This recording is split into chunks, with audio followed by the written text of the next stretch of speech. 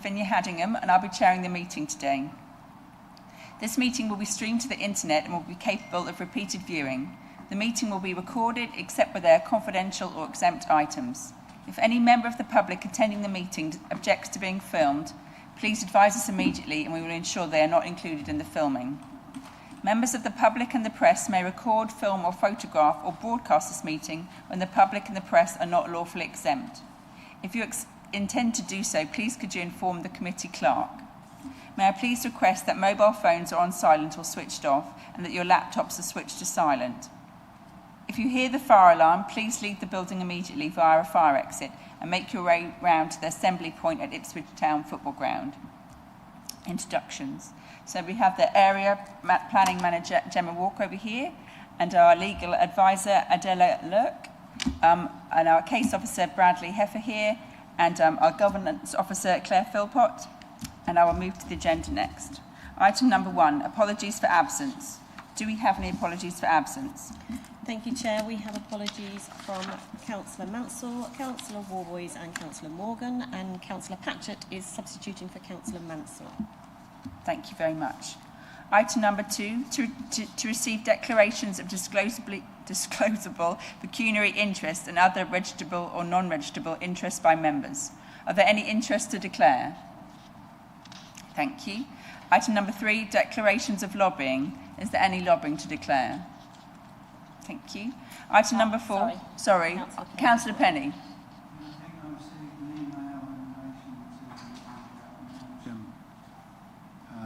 Project from the developer. Okay, cool. Thank you. Item number 4, declarations of personal site visits.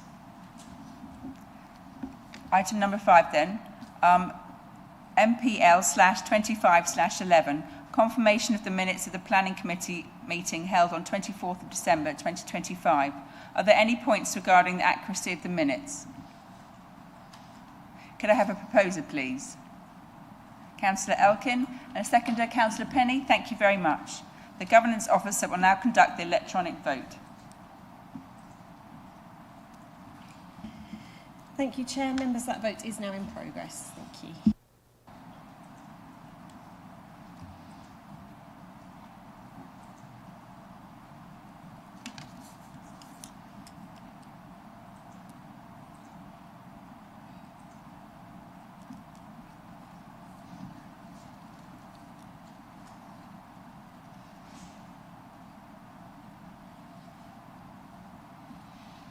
Thank you, members. Chair, that's 5 votes for and 1 abstention. That's carried. Thank you very much.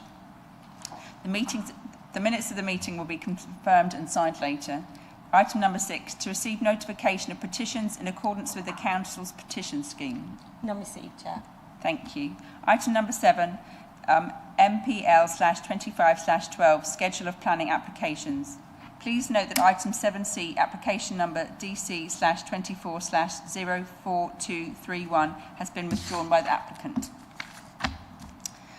So item number 7A, DC/24/0484832, land south of Glebe Way, Mendlesham, Suffolk. I will now invite Brad Heffer to introduce the application to the committee. Thank you, Chair. Good morning, members. The first item you're being asked to consider today is a hybrid application seeking full planning permission for the erection of 76 dwellings and outline planning permission for 2 self-build dwellings on a site to the south of Glebe Way in Mendlesham. This wider aerial map shows the location of the site in relation to the existing settlement. It's the site shown hatched on the map. And this is a nearer view of the same site. Just to get context, you'll see the body of the settlement directly to the north. This is the red site, the red line application site. You'll note that there is land immediately adjacent. This is also owned or controlled by the applicant. It doesn't form part of the planning application. And I would specifically point your attention to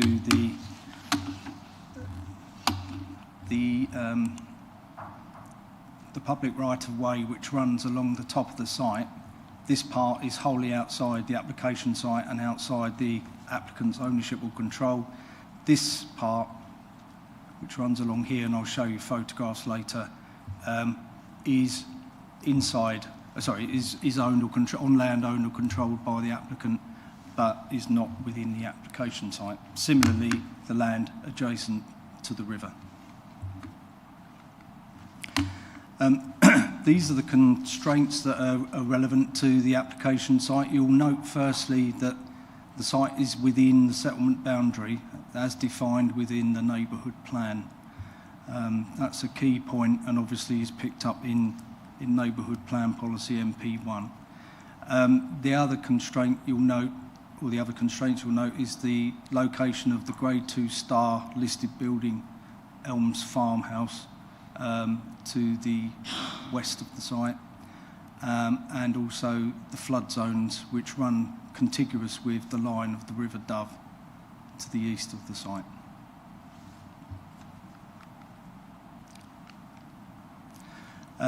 This map is been put in because if you've looked at the text in relation to Neighbourhood Plan Policy MP1, one of the key elements or one of the key requirements in relation to this is a desire to try to take some traffic out of having to visit or go through the historic core of Mendlesham in order to get towards the A140. Currently, traffic has to come up that road through the historic core, which you can see, much of which has historic conservation area status, and then down again and along this road, and obviously can then join the A140 along this road here or further up. So that's the route that traffic has to take to get through at the moment.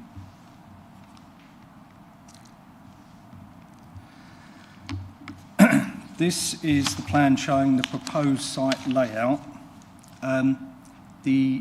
As I said, it's a hybrid application, so it's a full application for the number of units you can see coloured in, and then you can see two white blocks there, which are the two self-build units that are also being applied for. Outline planning permission is being applied for those particular units. In terms of the things you can see in the plan, firstly is the link road, which joins the main road here and then goes through to Glebe Way to the north, and that will obviously allow some traffic not to take the route I just advised, which is the one that's available at the moment. So traffic will have the option to go through here, up there, and then across to the A140 using the existing roads. And as I say, that's a clear requirement of MP1. MP1. Other things to point out are the location of the affordable housing units. There's 3 clusters proposed. There's one to the north here, a general group in this location, and then a further group here. So there's 3 clusters proposed. You'll also note the point of access followed by the landscaped area here, and I'll talk about that more in relation to the listed building. Generally, the form of development is in perimeter blocks, i.e. you have roads which are addressed directly by dwellings, which helps to create an immediate public and private space, and obviously the roads then are looked over, and rear gardens are hidden behind the frontages. So in terms of form, it's a form that you'll generally find in newer housing estates. This is the phasing plan. You'll note that the darker blue you can see there is the first phase, and that will include the link road I've been talking about, with the second phase to follow on afterwards. And the open space plan, the major part of which you'll note is contiguous with the area to the side, Another requirement of MP1 is that there is a soft area to the edge here where the development meets the wider countryside, which has got a strong rural character. So that satisfies that requirement as far as we're concerned. And also there's the green gap here between the proposed new development and the existing development to the north. The other main area of green space continues from the entrance and then widens and is between the development itself and the listed building. You'll also note that there are features within the site on the boundaries, and all of those are proposed to be retained. So there's no features that will be lost as part of this development, and obviously that in itself helps with the overall integration of the development into the surrounding area. This is a landscaping plan. Again, it's fairly hard to read, but generally there's an approach to creating a SUDS arrangement for the drainage, which would consist of 3 drainage basins here, here, and down the bottom. These wouldn't be permanently wet features. They would be, obviously they'd fill at times when there's significant rainfall, and it's expected, of course, that at those times there would be some flooding along here, but there wouldn't be a permanent feature all the time. And in terms of how this is generally arranged, this would be an accessible space as part of a circular green feature that runs through the site. There is a proposal to have a play area which is outside of the flood zone to the south, because the nearest play area is to the north up here, so it wasn't really accessible. So the developers agreed to put that feature in there, and there's a link path that would run through, which the Highway Authority or the Public Rights of Way Authority are requiring that achieves a bridleway status. So that path there and this path here, which would also be upgraded, would add to the network of non-car movement across the site. Just looking at more detail at the landscaping in relation to the setting of the listed building, because that is a key consideration. The listed building is on this side here. There's the existing feature of hedgerow and trees here, which obviously will remain, which helps. And the developer is proposing to put in extra heavy standard trees in this area here to augment the tree planting. And then obviously you've got the space itself, the open landscape space between that boundary and the road. Sorry, the nearest buildings.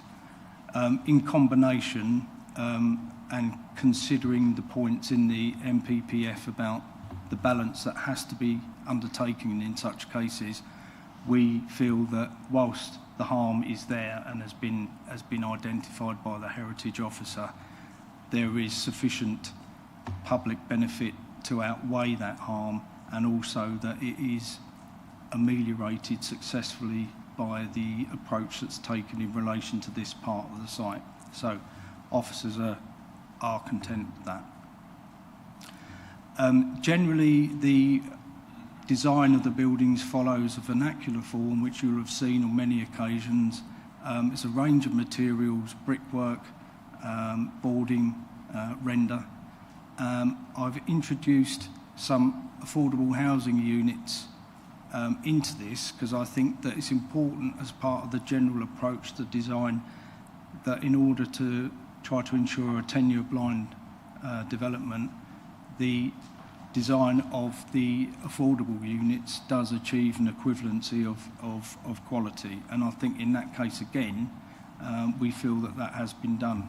Features such as banding, for example, whilst in themselves may seem fairly minor, they're details that add a certain richness to the architecture and then help to actually comprise a complete development when viewed against the the market units. So I won't labour this too much, but you can see there's a range of development, single storey, two storey, in detached, semi-detached and terrace form. Boarding is another feature, traditional feature, and that's being used as well. These some of the range of units, all vernacular. And I think, given the response that's proposed here, it ties in with the general context in Mendlesham, rather than attempting to try to do something completely different, which in itself may have different degrees of success depending on the architectural approach taken.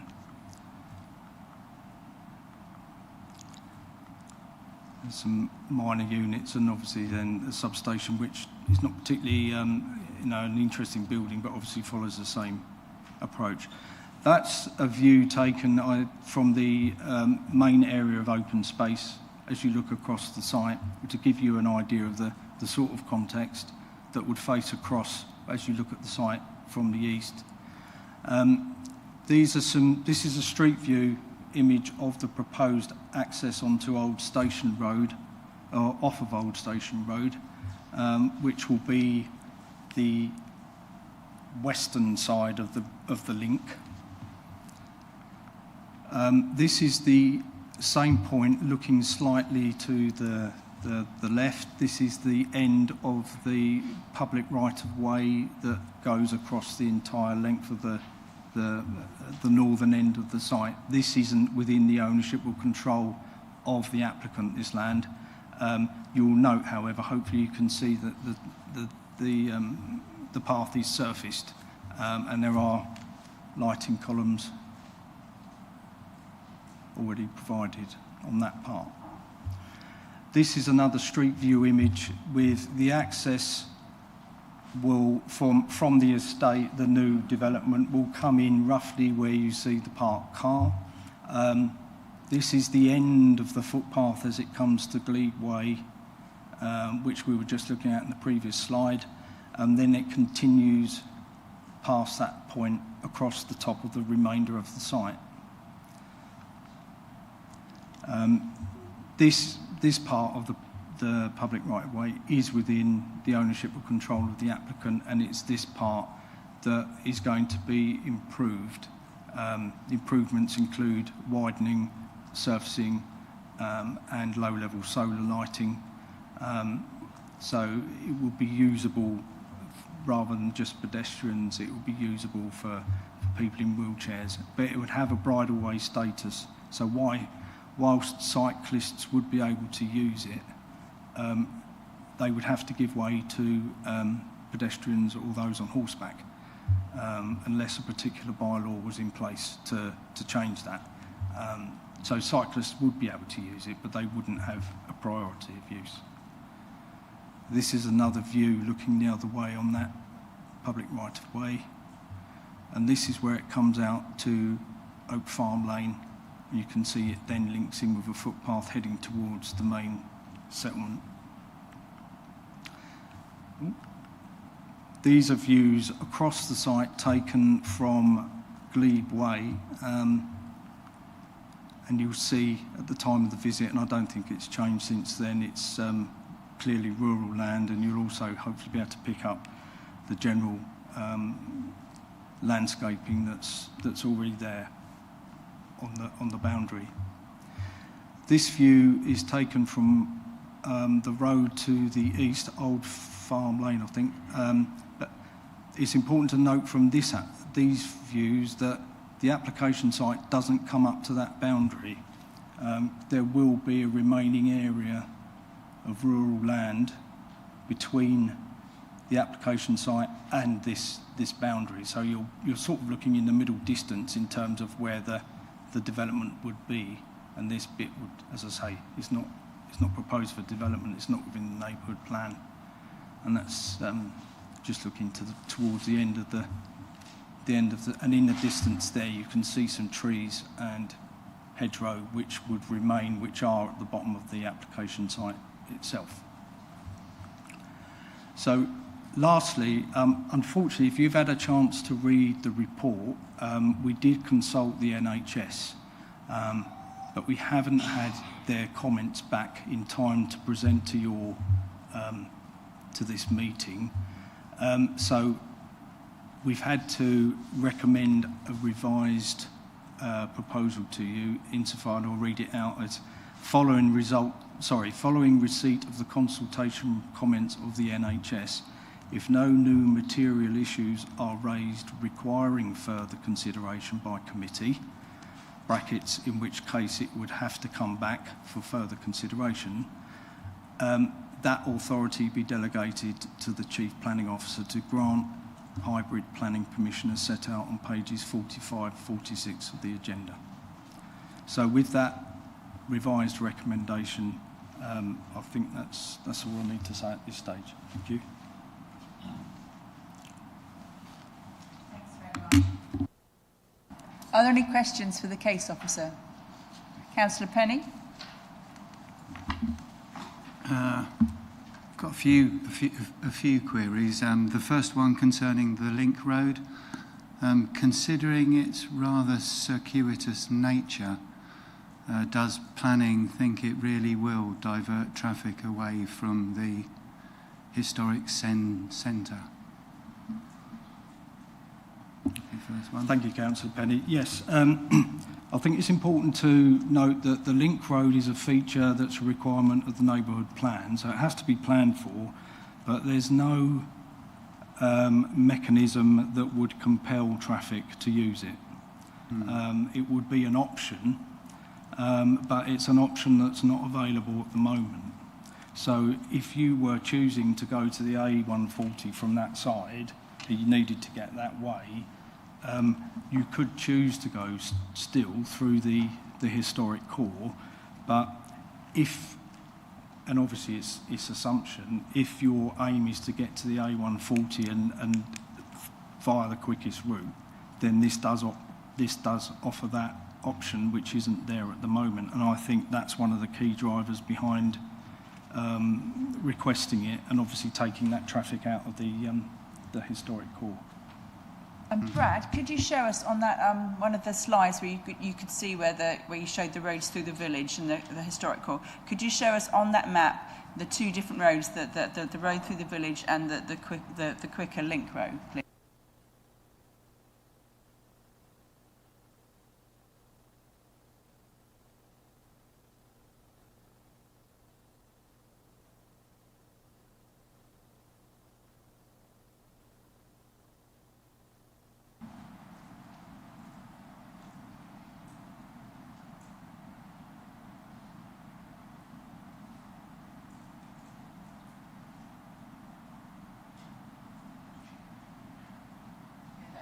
Sorry, thank you, Chair. Sorry it's taken so long, members. Yes, so just to reiterate, if you come along this road, the old station road at the moment, and you want to go this way, you've got to go, you have no option, I think, than rather just to do that. So you go along there, through that road there, down this road, and then along there, and then at that fork, you have the option either to go directly across that way, and I think this road eventually joins the A140 up here. So that is the route you'd have to take at the moment. If I quickly flick to the one below it. Can you show us actually on that? Oh, sorry, apologies. The access road that we're talking about would be coming in approximately here. So in effect, you would be able to, rather than do that route, you'd be able to do that, because that's linking in with Glebe Way. So as an alternative to doing that route there, this development provides the option of doing that. Can you show us the whole thing, where that then ends up? Sorry? You just then show where that road then goes to. Oh, sorry, yeah, if you would to take the option of the link, then you could come through here, Glebe Way, and then back onto that existing route there. Councillor Penny, did you have another question?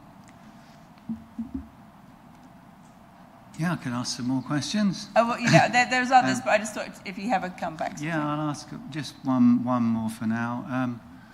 On the elevations diagram of the building, you showed some of the houses with chimneys. I was wondering whether these are functional or not, and they seem a bit incongruous with the developer saying that homes will be zero carbon. Just seems a bit odd. Yes, thank you. The sustainability statement advises that all the heating is by air source heat pumps, so they're not functional features. They're not proposed to be functional features, and if you look through the sustainability statement, it doesn't mention them. The reason they're there is that as features on traditional buildings and traditional architecture, it's not unusual to see that sort of feature. And we were mindful of the fact that if these are going to fit in with the surrounding area, the fact that some of them may have chimneys on, albeit they're not working chimneys, does add a bit of visual interest and richness to the buildings, rather than just having a plain. The ones where they're almost like standalone features, they do tend to break up a whole flank elevation rather than just having a continuous flank elevation. So it does help, we think, visually to have that sort of feature in there, but they're not actually functional chimneys. Okay. Councillor Hardingham. Thank you, Chair. Yes, I've got a question about the red line boundary and its relation to the blue line boundary. I note that the open space shown on the plan, which is sort of designated for the development, much of it lies outside the red line, between the red and the blue and running up to the River Dove. Now, the Suffolk Wildlife Trust comment is to the effect that this gives the developer the opportunity to gain BNG points on that buffer strip between the red and the blue, and that it would be more normal to include that strip in the red line boundary, and then that the BNG calculation would be quite different. So in fact it's a way of avoiding having to provide all the biodiversity net gain which would otherwise be required, and it just seems odd to me that that the open space is not within the red line boundary.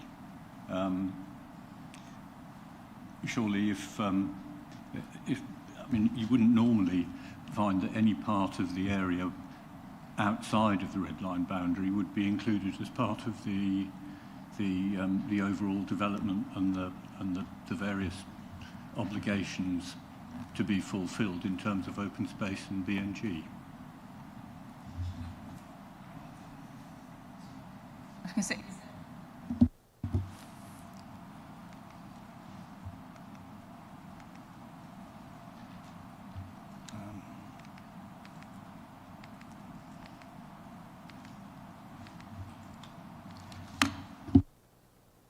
Yes, thank you, Councillor. Yes, in terms of, well, there's two issues really. If this is land owned or controlled by the applicant and doesn't form part of the planning application, it can still be the subject of planning conditions.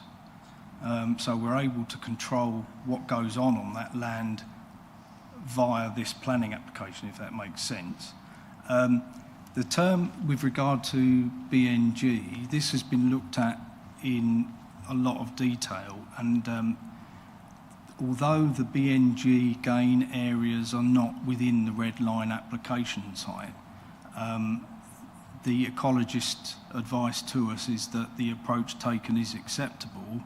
And I think the other thing to bear in mind is that as part of the recommendation, there would be a requirement in the Section 106 agreement that there's a 30-year management, basically, agreed on that area of land. So it's something that is an approach. I mean, there is ecological value clearly because it's adjacent to the river, although having said that, the river characteristic at that point isn't as a flowing feature all the time. It's more of a sort of an area that's sometimes drained and sometimes isn't, but doesn't carry that much water unless it's a strong rainfall event, as I understand the situation. But notwithstanding that, there's still a requirement that BNG is carried out as a consequence of this development, and it's on the land that's owned or controlled by the applicant and would be controlled by the Section 106. So, as I say, in terms of the approach taken, and it's taken a long time for the consideration, the ecology advice is that it is appropriate here. Yeah, I'll just come back with an observation on that point, which is that the land outside the red line and up to the blue line, the point that SWT were making was that doesn't have to provide a baseline biodiversity figure, so that it, if when it's then included in the overall BNG for the site, it already has a biodiversity value, which is not actually taken into account in the calculation. So it sort of counts as zero when, and it reduces the amount that has to be provided as an extra. Is this a question or opinion? Beg your pardon, that was an observation. Thank you. Councillor Elkin? Thank you. Can I just clarify about the water connection? It says Anglian Water has an objection, and then the phrasing makes it sound like that's a standard thing that they're going to sort out afterwards. But I was just wondering, are there any concerns about getting that connection, and are there any sort of known problems in the area with sewage outflows into the Dove? In terms of the the comments we've received, it's certainly the case that the Anglian Water Authority have to provide a connection. They have to do it to a foul sewage network. It's not a planning consideration per se, and it's a technical requirement. We're advised by the Anglian Water Authority that they have a holding objection on the basis that there hasn't been a pre-application engagement between Anglian Water and the applicant. Having raised that with the applicant, I am advised that that did take place. There has been pre-application engagement, but why the actual comment that we've received from Anglian Water doesn't acknowledge that is unusual, if I could say that. But accepting all of that and getting into he said, she said type situation, there is a requirement to provide the connection. We're not aware that there is an issue with regard to the acceptability of the network to accept the foul sewage flows, because Anglian Water haven't said that, and I think the Environment Agency in their comment haven't said that either. They've said that there is sufficient capacity. So the point of connection itself is a point that has to be taken up between the developer and Anglian Water outside of the planning situation. Having said that, we are suggesting that if you were minded to approve permission, that there is details that would be available to us as the authority to see how that all works, even though it's not necessarily in our gift to refuse or allow it. We would still want to see those details, so we've suggested that as a condition to you. Councillor Lawrence?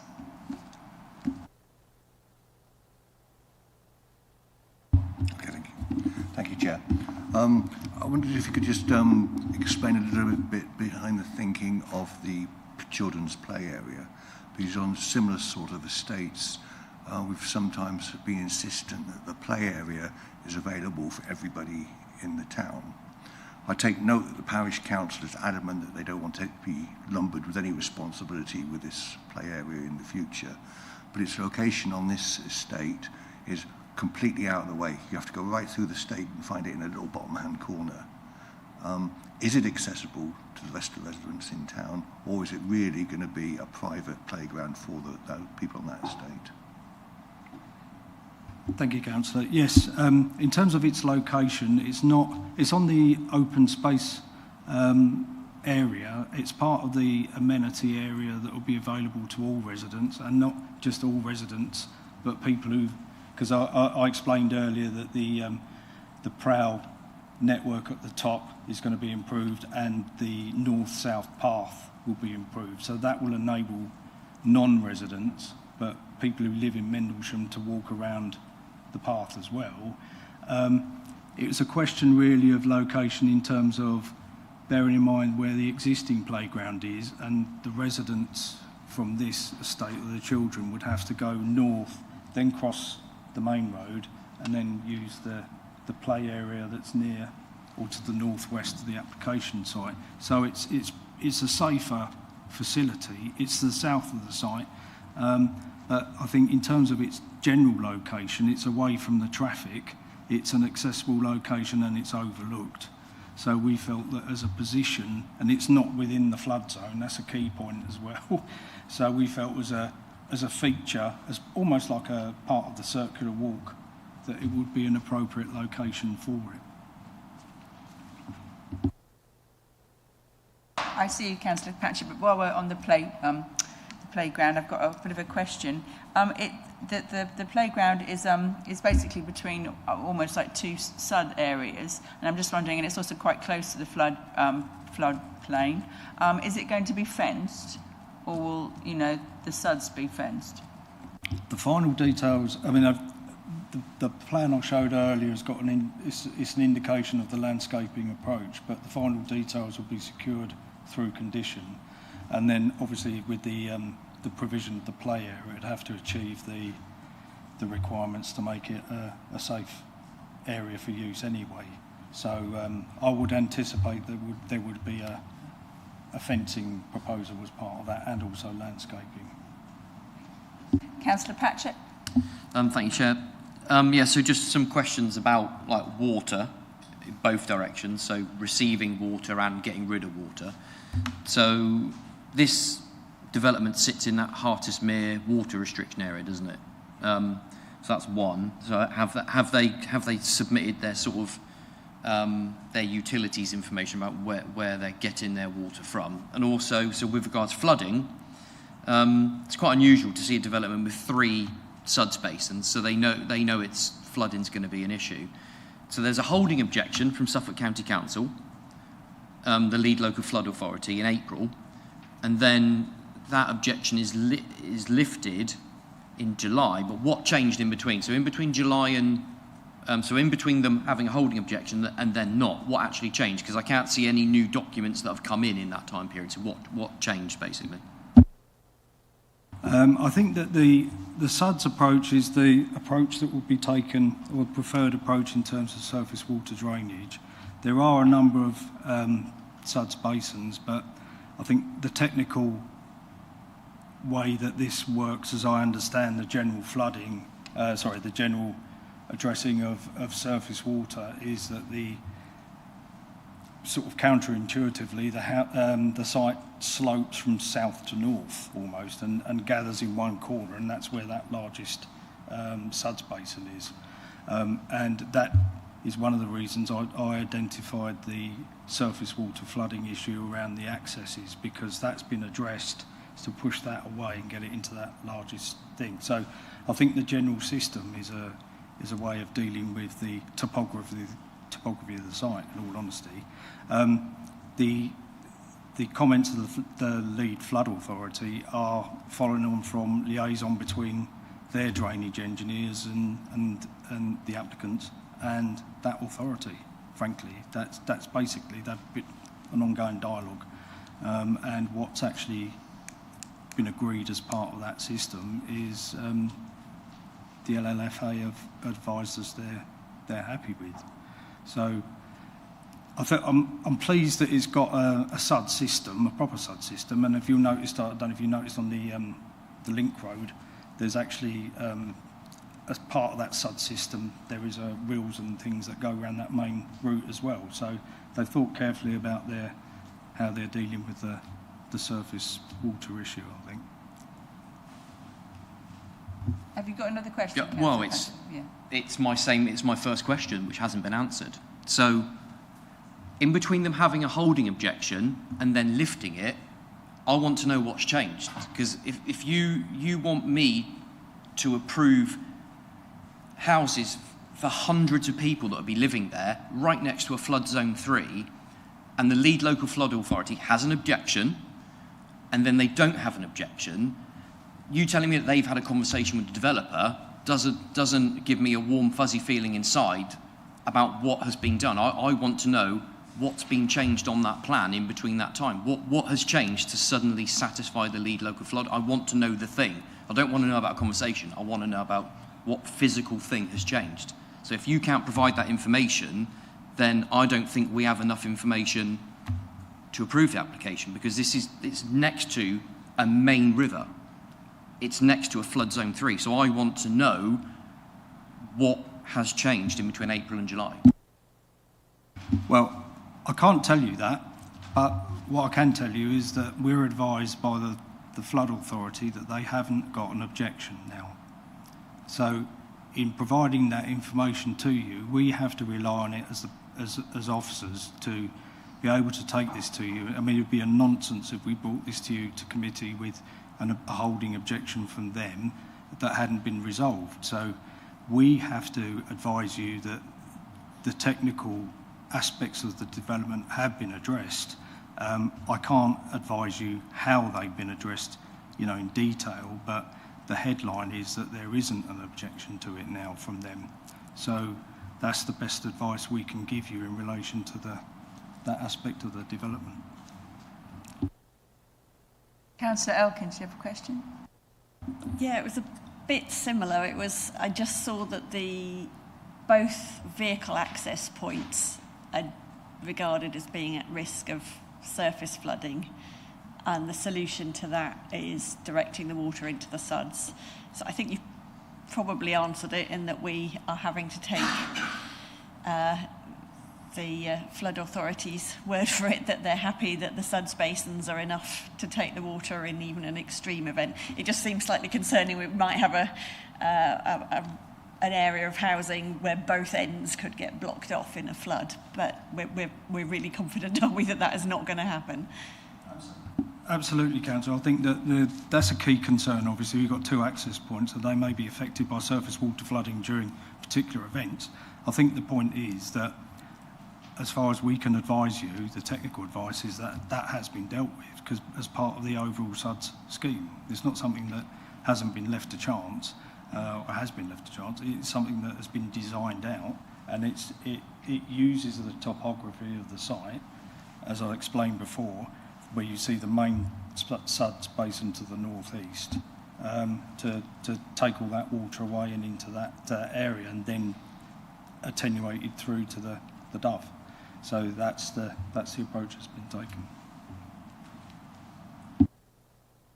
Are there any other questions for the officer? Councillor Elkin? Just had one more. I think it's a little bit short of visitor parking spaces, like 4.5 or something. I just wondered if this is meant to be a little sort of, not a rat run hopefully, but a sort of little through route, and there isn't enough guest parking, people are going to end up parking along that little road. Is that basically just storing up a problem, that there's going to be people dotted along there, people won't be able to get through, and it won't be able to be used sort of as it is hoped to take traffic away from the historic core of the village? I just wondered why is it short of parking? There seems to be quite a lot of space. Thank you. Yes, the report identifies that there's, I think there's a shortfall of 4.5. Again, this is something that has been looked at by the Highway Authority as part of the overall parking provision for the site. And they're advising us that they are content with that provision on that particular site. As I recall, none of the visitor parking spaces are shown on the link road. They're on the lesser roads throughout the site. I may be wrong, but I think that's the case. But I think in terms of the overall provision, that's okay. But the status of the road and how it's managed by the Highway Authority, that may require the provision of lines along parts of that road because of the nature of the road. It's you know, it is meant to be a link road. It's meant to provide that. I can't say that would definitely happen, but the overall number, you know, has been agreed by the Highway Authority. Thank you. I hear what you're saying. Is there a way we could sort of have a request that is looked at, that if it is a problem, and it needs double yellows or something to stop people parking all along it, can we put something in to say it'll be looked at and see how it's working, and those will be put in quickly if they're needed, because otherwise it could be ages before any request like that could go through? I think as part of any advice, you could ask us to do things like that, certainly. If you feel that the parking provision in any particular area isn't up to what you would think is appropriate, then I think that, I mean, obviously the developers here is hearing all this as well. He'll be aware of the concerns. It's something that we could look to advise, couldn't we? Parking. Yeah, I mean, potentially we could take that away as a condition, or we could take that away predetermination if that was, sorry, I'm saying from a front now. If we felt that was something we strongly wanted to look into, we could certainly look at whether we could add those extra parking spaces in prior to determination or by condition. Is it all right, Chair, if I also come back on Councillor Patcher's point about the floods? There was a new plan on the 2nd of June with the FRA amended, so I think that might be where that change came from. It has taken me all of that time to go through virtually everything between the two dates, but I have spotted that, yeah, there was an FRA plan update in the intervening period and sort of fairly closely before the new comments were received, so I would suspect that was the basis on which the updated comments from the LLFA were received. Thank you, Chair. Thank you. Are there any other comments? Councillor Penny. One more. In the ecology report, it mentioned that the wet woodland planting was generally unsuitable for a public open space because it's highly sensitive to regular public use. Has this been resolved, or is it a matter for a later date? Considering that the play area is on the far extremity of the site, might visitors by car be expected, which might add to the footfall in this area?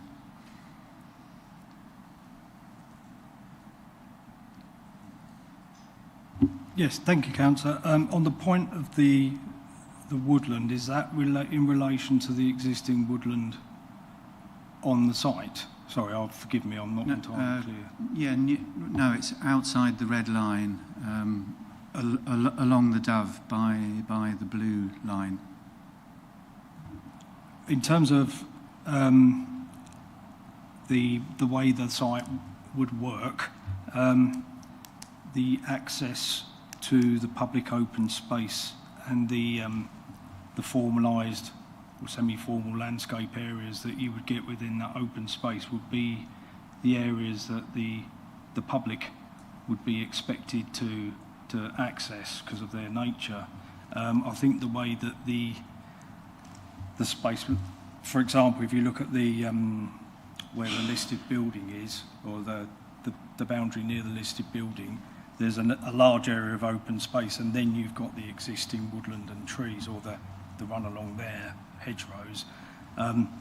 There wouldn't be encouraged access across there because basically you wouldn't go through to anything. So that would serve as a backdrop to the existing or the new open space that's going to be provided at the front. And similarly at the bottom, I think that the properties at the bottom back onto that woodland and trees that is along that boundary.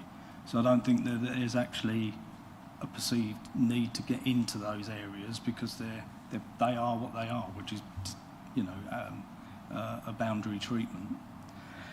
In terms of the visitors' car-borne journeys to the play area, visitor spaces are available, albeit 4.5 numbers down, so there is facilities there. I would suspect the nature of that play area is that it's a local area of play. It's smaller than the one that would be, or that is to the northwest, further along the main road, so potentially is less of an attractor for a wider group because of the nature of the play area itself. It's probably more localised, but I think that there's a potential for people to park in visitor spaces should they wish to do so.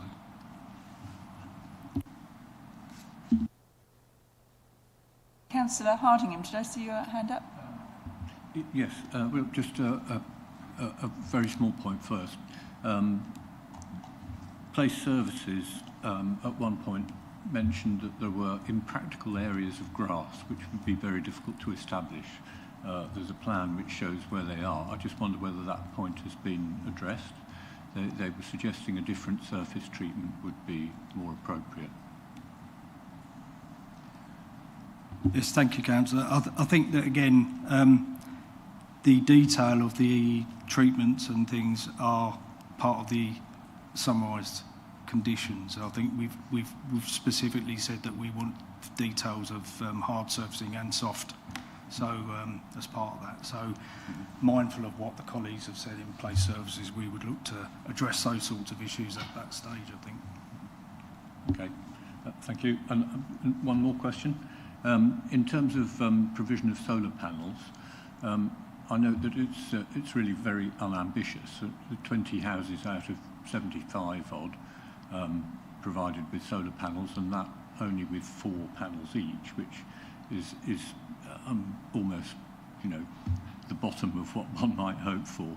And I know the direction of travel is towards requiring developers to put solar panels on all houses, and I think the government has that ambition. Is there any way that we can put pressure on, perhaps, developers to be more ambitious when it comes to their renewable energy provision for new houses? The approach taken is noted, and I think that in this particular case, as I said before, all the units have air source heat pumps, and in combination with the number of panels that they're proposing on the units, which isn't by any means on all of them, it is, as you say, that does achieve the standard of sustainability requirement that has been, again, relying on the advice of our sustainability advisors, is acceptable. We can obviously try to persuade developers to provide more panels, but it's not something that, if they're actually hitting the target that we're told they should be hitting by our own advisors, I think that we are not able to insist on it, unfortunately. But again, the developers heard what you said. Are there any other questions for the officer? In that case, we shall move on. So I will now invite the public speakers to address the committee. And first of all, we have from the Parish Council, Mr. Stephen Hyde. You have 3 minutes. I thank you. I have a few questions which I'd like to ask of the representatives in relation to Anglian Water. Sorry. Can I not? You don't have, you're not able to ask questions. You're unable to do your 3-minute speech. The members can ask you questions. So. Fine. Our only statement then is that when we look at the Anglian Water comments that they currently discharge on a very regular basis into the River Dove, we do have a concern about the fact that they are saying at the moment they can reach capacity for the 78 homes. Without the 78 homes, they are already discharging. So how much more discharging are they going to do into the River Dove? And also we have a proposal for a further 25 homes in the village up near the medical centre. That means that we will be far in excess of capacity by Anglian Water, which will mean that there'll be further discharges into the river. which is a big concern for the village at the moment. And that's our only comment that we do have, because I know Andrew has most of the rest. Okay, thank you very much.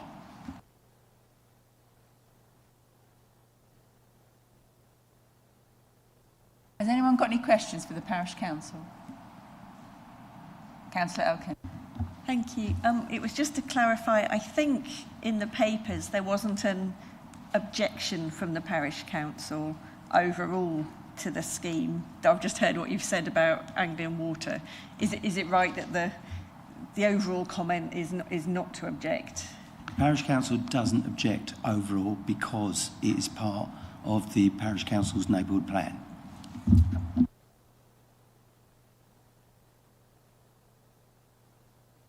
Are there any other questions for the Parish Council? Okay, so we haven't got an objector or supporter, so we'll move on to the applicant, Mr. Robert Eburn. Thanks for giving me the opportunity to speak. My name's Robert Eburn and I work as Planning Manager for Denbury Homes. I can take some of the questions you provided earlier on after I've spoken. This is a residential allocation in the Mendlesham neighbourhood plan. Our proposals are in full accord with our allocation policy as detailed at paragraph 3.3 of the committee report. The neighbourhood plan enjoyed a 93.4% approval rating at referendum and specifically requires the delivery of a link road between Old Station Road and Glebe Way to minimise local through traffic congestion in the conservation area.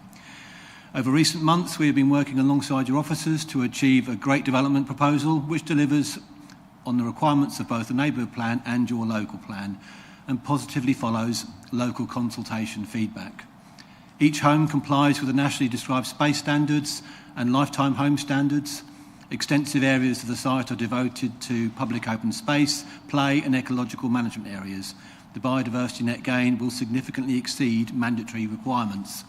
The scheme has been vetted by a broad range of statutory consultees, including the Highway Authority, Lead Local Flood Authority and your Ecology, Sustainability, Landscape and Heritage Advisors. The affordable homes guarantee first priority to people in housing need with a local connection to Mendlesham.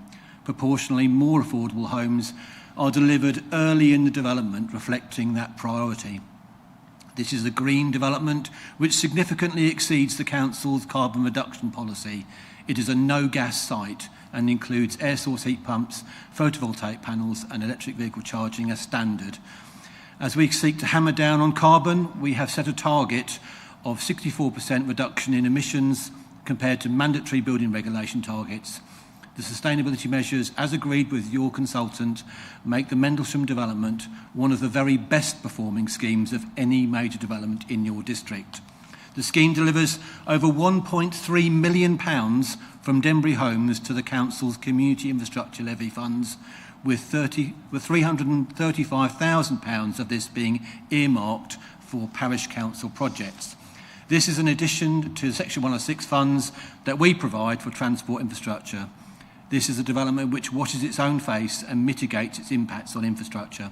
I confirm that we are committed to delivering the development using our local contractors, with initial site access works due to commence next April.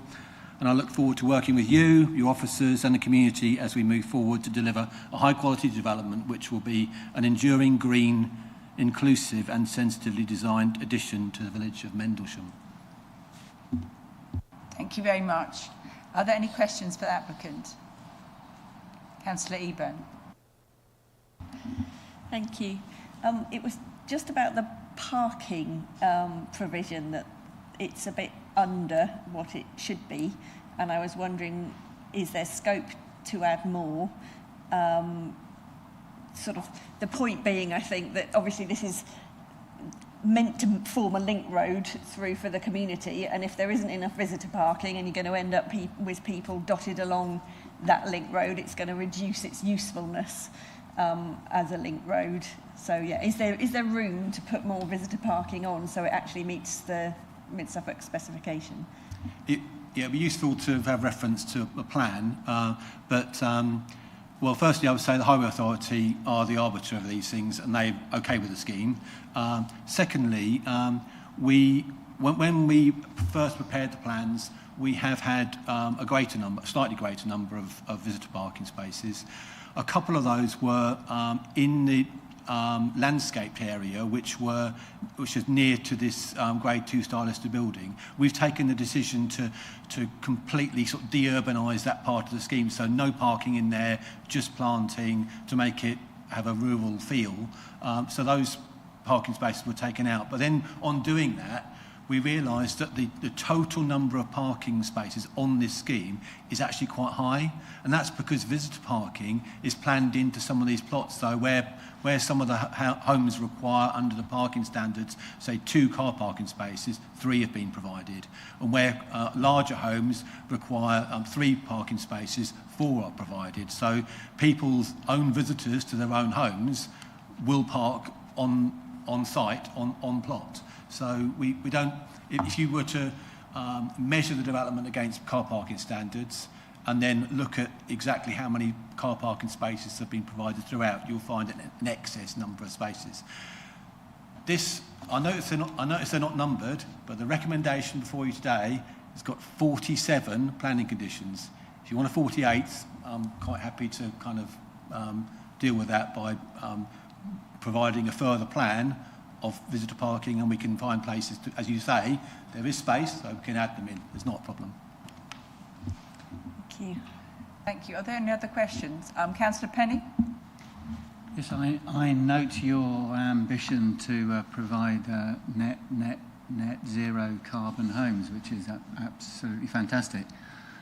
Do you hope to achieve this by the houses being so well insulated that solar power is not needed in these homes? Are they going to be EPCA, for example?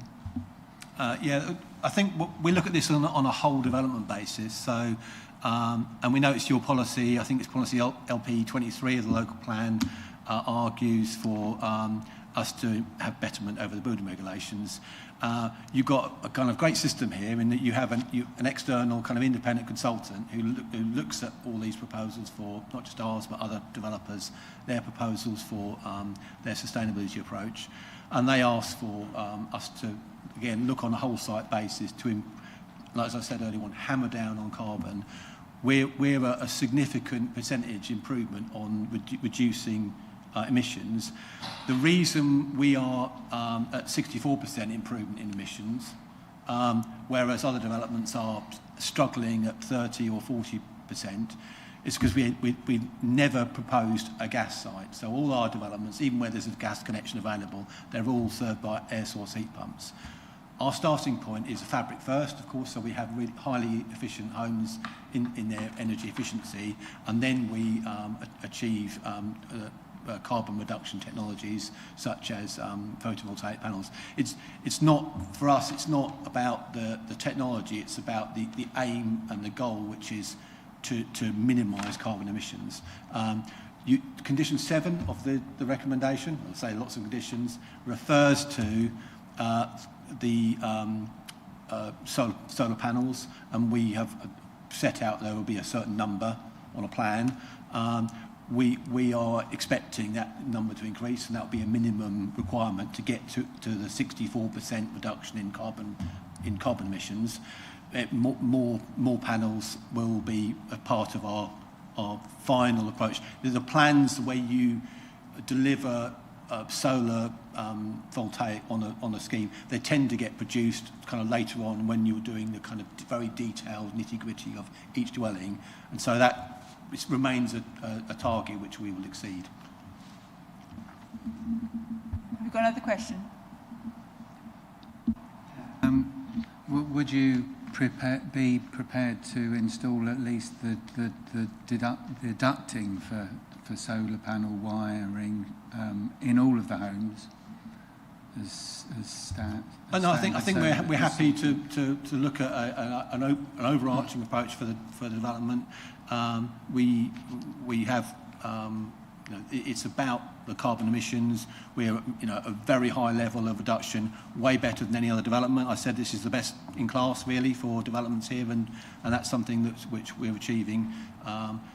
having developments future-proof, but they are, I think, to a degree in any event. So, but certainly achieving carbon reductions is the kind of key point here. And you'll see a development which has, where they are efficiently located, it will have solar panels, which obviously benefit homeowners and benefit the environment. Yeah. And you didn't actually say whether the aim or the ambition was for EPCA. Oh, that's certainly an ambition, yes, yeah. And I think ambitious was the word, was the question asked. Is this ambitious enough? Well, yes, we are ambitious, and so that's something we look at, yeah. Councillor Patchett. Thank you, Chair. So I'm looking at your, on the documents on the planning portal. So you've got the A1 landscape. Now, and I'm looking specifically at your utility services investigation. So when you consider the site's proximity to the river, when you consider what the parish council have said about discharge into rivers being at capacity already, and when you consider that this is in the water moratorium area, you've got 4 grades of investigation that you can do, and it looks like you've got the lowest grade, which is the desk study only, without site visits and without detection surveys being done. So considering those factors that I laid out, do you think that the lowest, I presume cheapest grade of investigation was the appropriate investigation to do on that site? If we're in connection to Anglian Water and water supply, or well, so I'm looking at the drawing, and the drawing shows... I don't have the drawing in front of me, so... Yeah, so it's showing your suds, it's showing sewers, it's showing where your water goes. So it's a desk level survey only, but considering those 3 factors that I said, do you think that's adequate to do the lowest form of investigation? No, that's not the case. Our development looks at water in many respects. It looks at obviously surface water drainage. We've had questions earlier on about surface water drainage and how SUDS works. Well, clearly the development has no drainage regime whatsoever at the moment. It's just a field which drains straight into a river. Here we are now regulating surface water. The SUDS have been amended, as was pointed out earlier on. There are now 3 basins because the LLFA want 3 basins. They're now 1 in 4 side slopes because the LLFA wants 1 in 4 side slopes. We've got swales added to the scheme. So this is something which it treats its surface water before that arrives at the river. In terms of Anglian Water, we heard comments about Anglian Water's holding objection. Looking across the piece, Anglian Water have become an objector to development. They have holding objections to development. The LFA have holding objections to development. They're hard taskmasters, but so we have dialogue and we adjust our proposals to be good in terms of the water supply issues, foul drainage and surface water drainage. This scheme is not cheap in that regard. It's a complex approach which is good for the environment, and we don't have any issues with providing a proper foul water connection and water supply.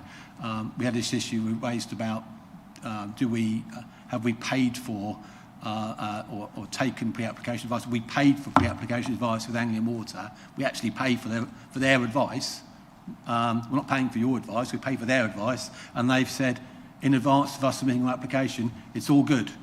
It's a good proposal. Thank you very much. Yet later on, a year later, they want to have a holding objection. Well, I've got a follow-up because my question hasn't been answered. So, again, and bear in mind the answer to my question is yes or no. You carried out, according to your documents, a Type D investigation, which is desk study only, bearing in mind its proximity to the river. Bearing in mind, it is in the Hartismere sort of water conservation area. Bearing in mind these factors, you did a Type D investigation, which is desk study only. Do you believe, thinking about the factors that I laid out, that a desk study only investigation was enough? Well, the answer is yes, because that's entirely appropriate, and that's the advice, we have to go by expert advice. If the expert advice is, this is a study you need to do to support your application, then of course we're going to do that. We're not going to do no study at all. So of course we're doing that study. We're not going to say, oh no, do you want something else? It's hard, submitting and dealing with development is more difficult enough without having to sort of raise issues with consultees which they're not raising with us. And that goes with the LLFA, Anglian Water, or a multitude of other statutory consultees. We are assisting them in understanding and appreciating that our proposals are technically good, and this is a technically good planning application. Councillor Hardingham. Thank you. I'd like to just follow up on Councillor Penny's questions about solar panels. And I'd first like to say that I very much welcome your ambitions with regard to carbon emissions and the fabric on the buildings you're constructing. But he was asking whether you would be making sure that the houses which are not provided with solar panels can nevertheless be retrofitted with solar panels without significant disruption to the structure, because obviously cabling and so on can be difficult if it hasn't been thought about beforehand. Well, I think I didn't give a direct answer. The answer to that is yes, we can do that, yes. Yeah. Apologies. Thank you. Are there any other questions for the applicant? Okay, in that case, we will move on to the ward member. We have Andrew Stringer here, and you can take as long as you like. Thank you. Right, eyes down. Bradley, could I ask you to put up slide 7, because I need to explain something as to why the wording in the neighbourhood development plan is as it is. This application is the biggest allocation in Mendlesham's neighbourhood development plan. It's long been planned for, recognising this site creates quite a few challenges, but also it does allow for a couple of opportunities. Originally, the parish council and the neighbourhood plan team thought this site would create the only opportunity of being able to take traffic out of the medieval core of Mendlesham and be able to deposit it in Bramford Road. Now you'll notice that the neighbourhood plan says the phrase via Glebe Way. That phrase was never in the neighbourhood plan. It was insisted upon by the inspector because at that time we could not show that we could create a road between Station Road and Bramford Road because there's an Anglia Water pumping station in the way. So all along, the original envisionment of this site is this site would be able to take all traffic through it. But we couldn't put that wording in the neighbourhood plan.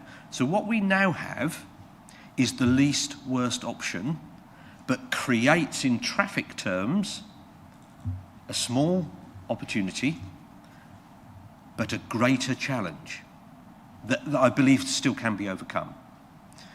So let's just cut to the chase about, Bradley mentioned that this new wiggly route linking into Glebe Way will take some traffic.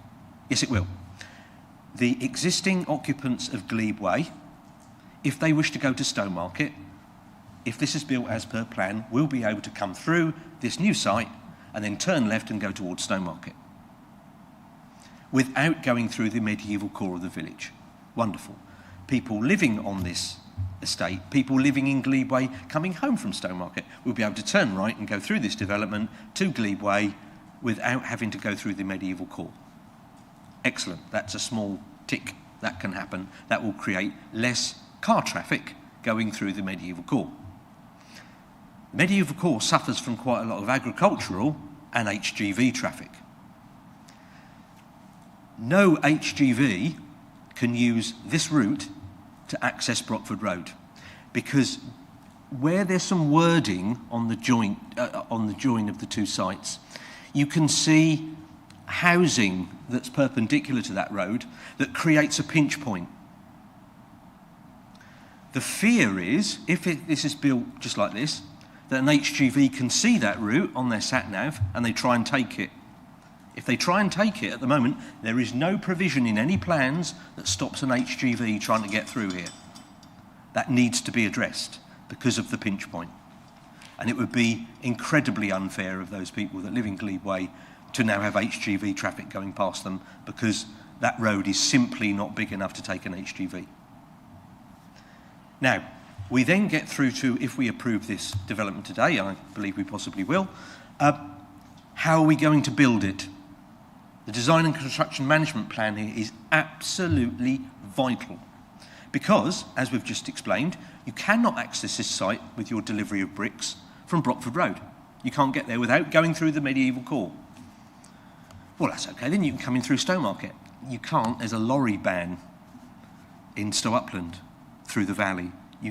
You technically cannot get lorries in here. So basically you've got an HGV landlocked site here. Now you can apply to get a licence to come through the lorry ban area, which is what I would suggest needs to happen here.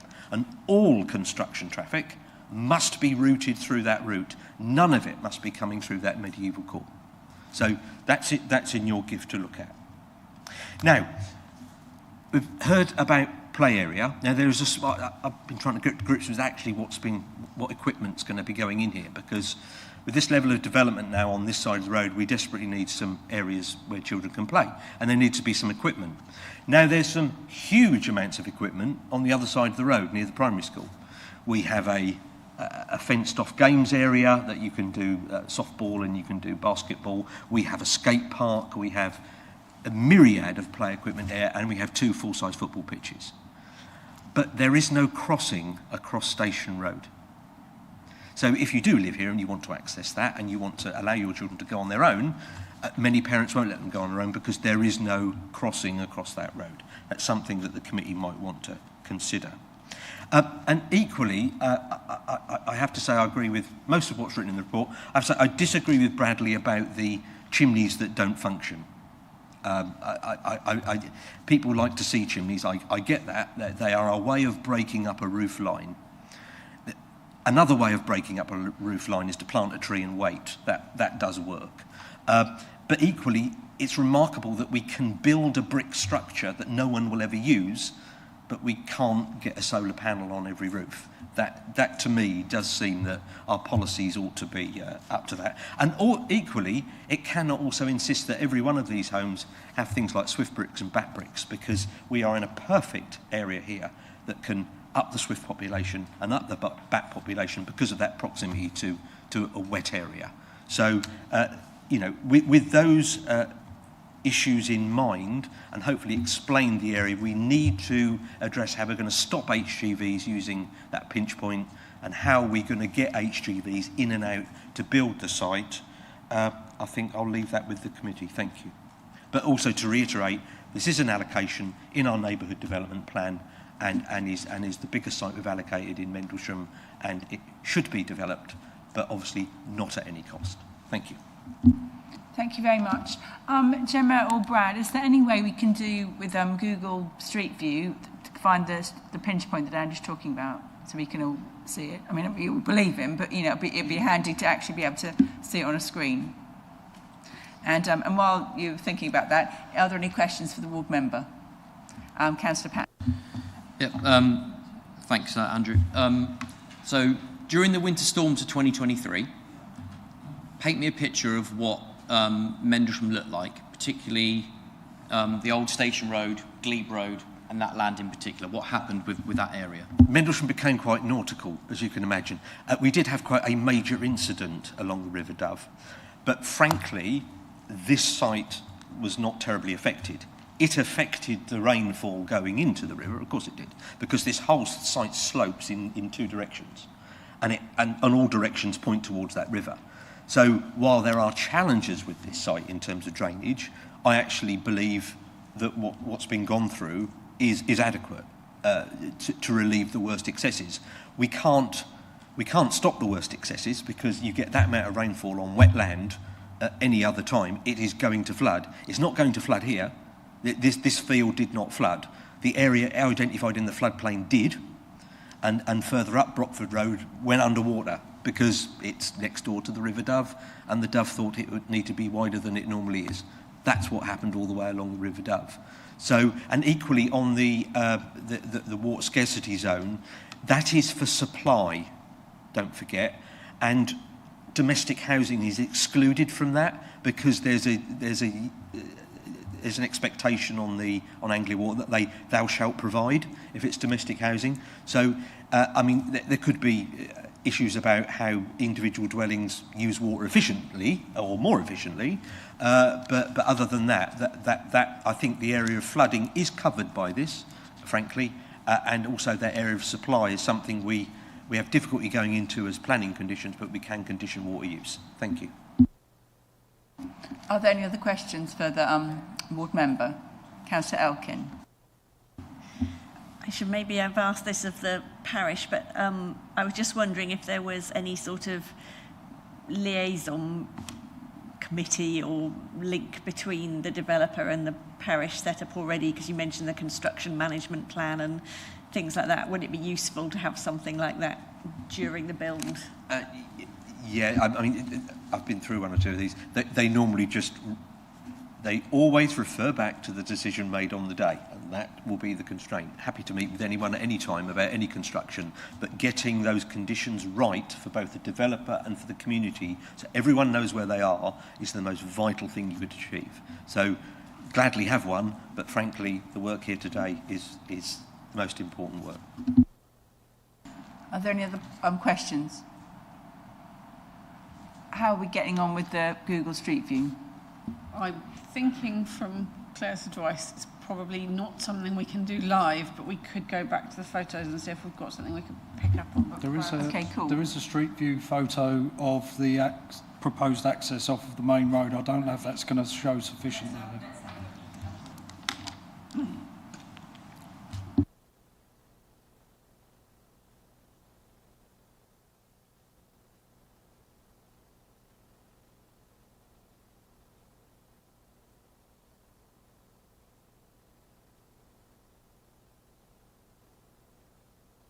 I'm not sure that shows enough to look at the point that's being made by Councillor Stringer, because it's aiming at the point of access, isn't it?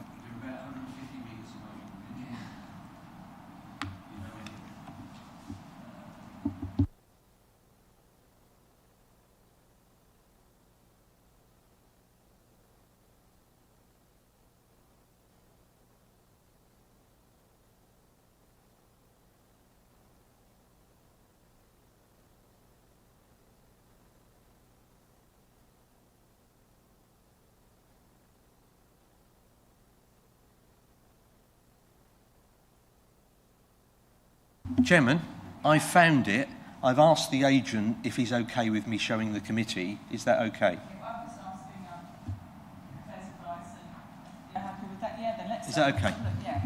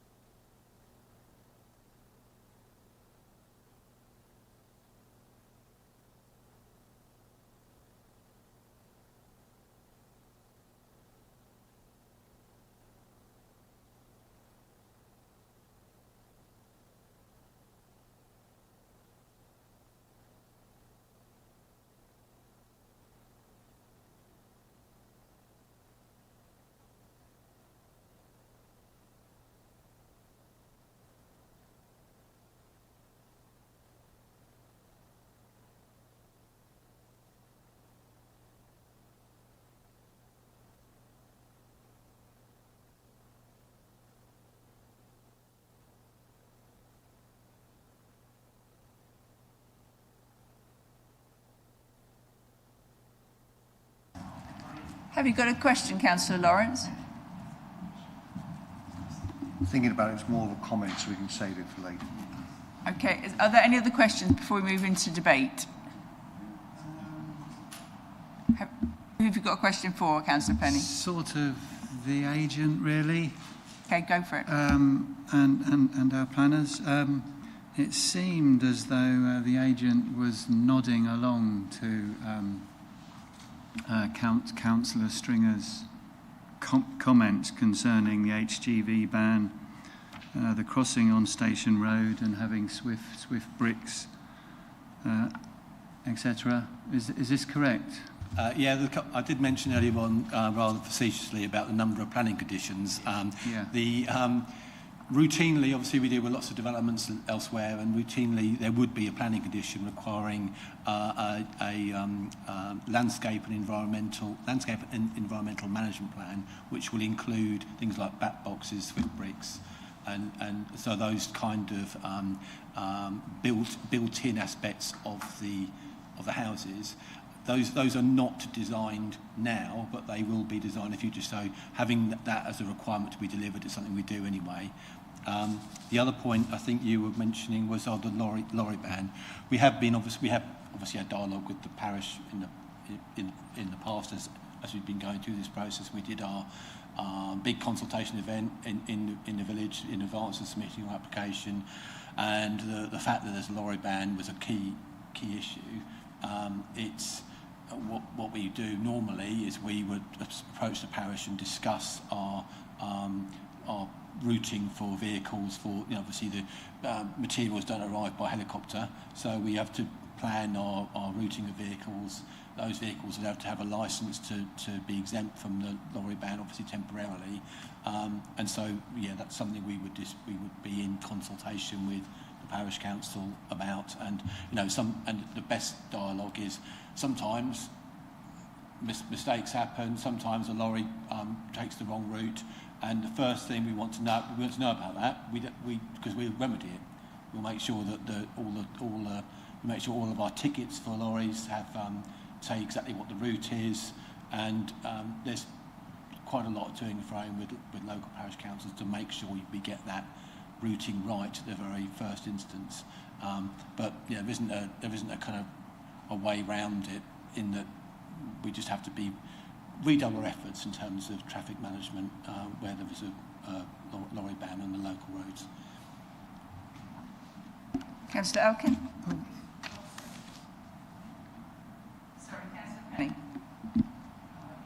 You didn't mention the pedestrian crossing.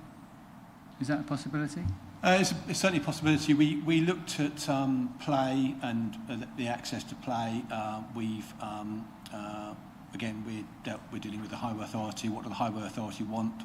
We are showing a crossing point, but it's not specifically an actual kind of. It's not a zebra crossing. It's not a designed feature which stops traffic. And that's the Highway Authority saying they don't see that as being particularly necessary.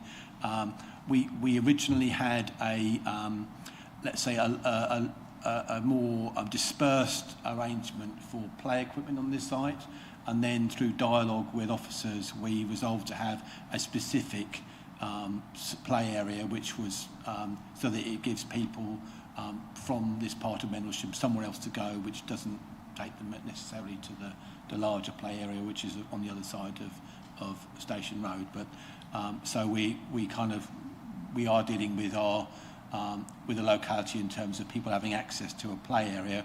So instead of it requiring children to cross the road to go to a play area, but the Highway Authority have taken the view that it's not unsafe to have people walking alongside the footpaths to get to the play equipment as they do now, because obviously the play equipment is the existing recreation area is on the other side of the road for some people, isn't it? So that they cross the road presumably in safety at the moment, and that's what the Highway Authority see as a safe requirement for our site.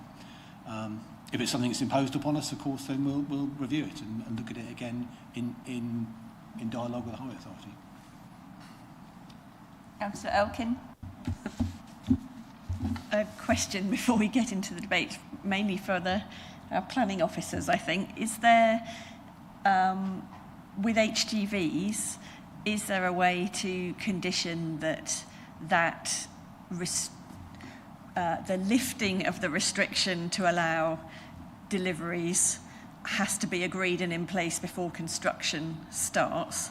And equally, once the road is in place, is there a way to condition that weight limit on that has to be achieved, because otherwise it may never be achieved, or it may be years. So I can come back on that if you want. We're not. Sorry, can we just establish who's going to? Because that was a question to Gemma, so I think if Gemma could answer. I'm happy, and we can come back to you if we need to clarify, if that's right. Yeah, so in terms of the HGV kind of permission and restrictions, that restriction remains in place, and it would be up to the developer to organise the lifting of that. But through the construction management plan, we ask for what your HGV route's going to be. So we're going to want that kind of information. If they say, oh, we're going to go through Stowmarket, they need to then provide us enough information to say this is how we're working on that lifting. We'll obviously consult Suffolk County Council Highways and we'll get their advice. So I think that probably would be dealt with through the construction management plan condition as part of the kind of overall package of information we expect as part of that. In terms of the HGV restriction on the new link road, there are a couple of options. It could be a weight restriction via signs. Obviously, a sign only does so much. Potentially, we can limit the width with some hard landscaping, for example, if that's what members felt strongly about. And I suppose that would be where I'd pass over to Mr. Eburn and say, would that be something that the applicant would be content with? Yeah, there are two issues here. One is the Highway Authority have required the link road to be a certain standard so that it has visibility and access radii to suit heavy goods vehicles. So these are not articulated vehicles, but they are large vehicles. So the forward visibility and the geometry of that road is to suit large vehicles. It's not a road just for cars, because that is what the Highway Authority have asked us to do.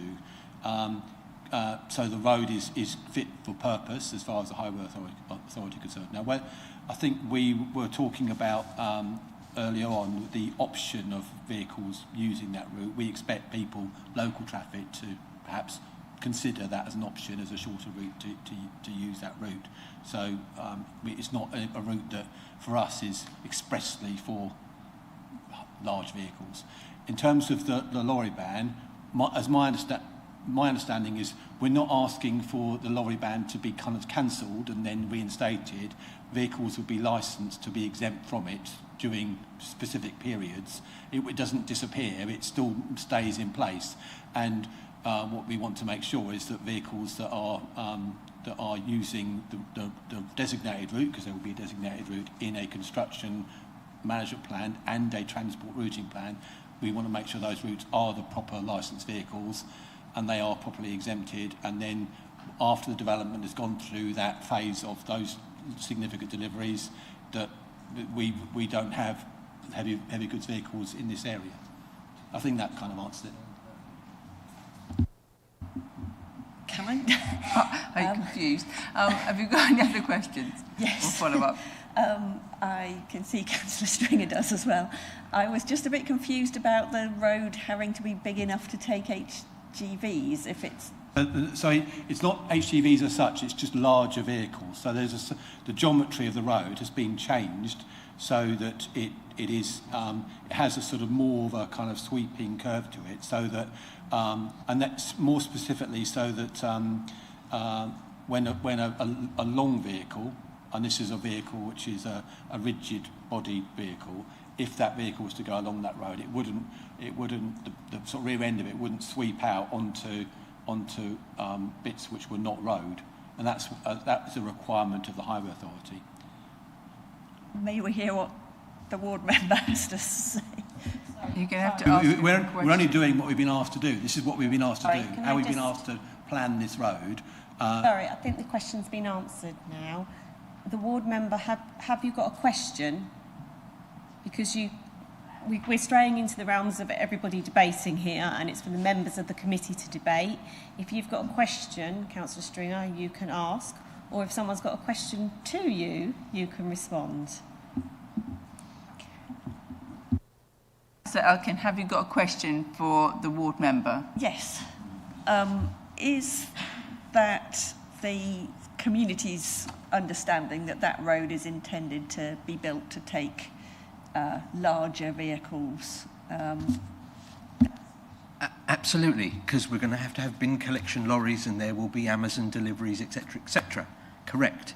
But I think what just happened, the community's concern has been perfectly articulated in we heard that it's going to be designed to take a big vehicle, and of course it won't, but local knowledge will. Yeah, absolutely, that's what we're saying.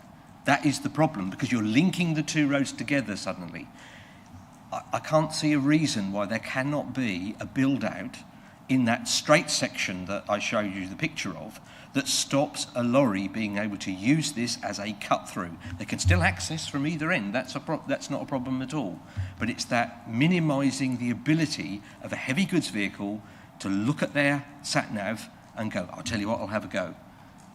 And that's the fear, and I think that fear is somewhat justified by hearing that the County Council said you need to engineer the road for these bigger vehicles. We get that, but how is that then not going to be a cut-through and a rat run for HGVs?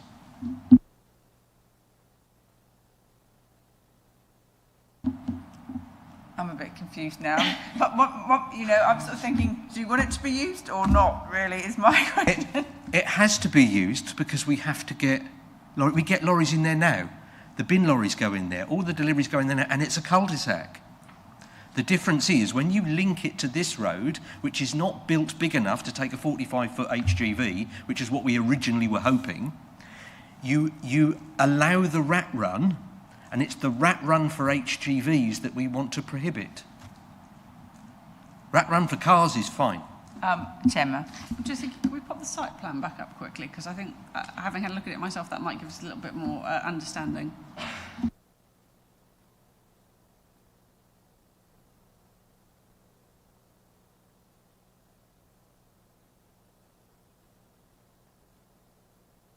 It's a little bit smaller than I'd hoped, but that one's the one I was thinking, Brad.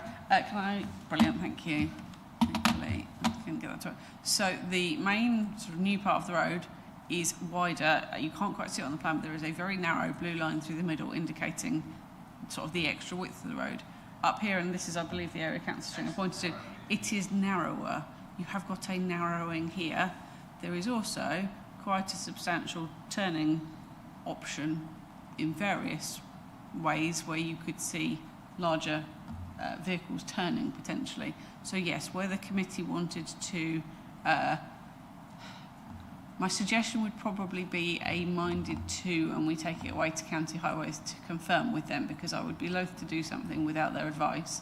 But if you felt, when we get through debate, that was something you wanted to, that would be my suggestion, is you're minded to approve, got the NHS bit to come as well, but in this respect, you're minded to approve, subject to, sort of delegate to us to go away and review that with County to look at that point there, specifically with regards to HGVs and larger vehicles. So Councillor Stringer is perfectly right. Your bin lorries, your deliveries, your moving lorries are all perfectly able to access the site through there. They've obviously got to bear in mind the lorry restrictions, that is what it is, but that everybody else who is small enough can essentially fit through that gap on there. Does that clarify the issue? Thank you. Councillor Lawrence. Yeah, I'm sorry it doesn't for me. And the question is, my understanding is we've been told that this link road is not built for HGVs, full stop. So they can't turn onto the link road at the start. Let's not worry about them getting to the end and the narrow bit. That link road isn't built for HGVs, so why are we worried? It's built, we can have the big lorries, yes, is built, and they're going to get to a narrow point. But my understanding from the agent or the developer is that link road, the loop, is not designed for HGVs, so they won't even drive onto it. So why are we worried? I think the requirement is in the neighbourhood plan, is the short answer. It is a requirement of the development taking place on the site that the link road is provided.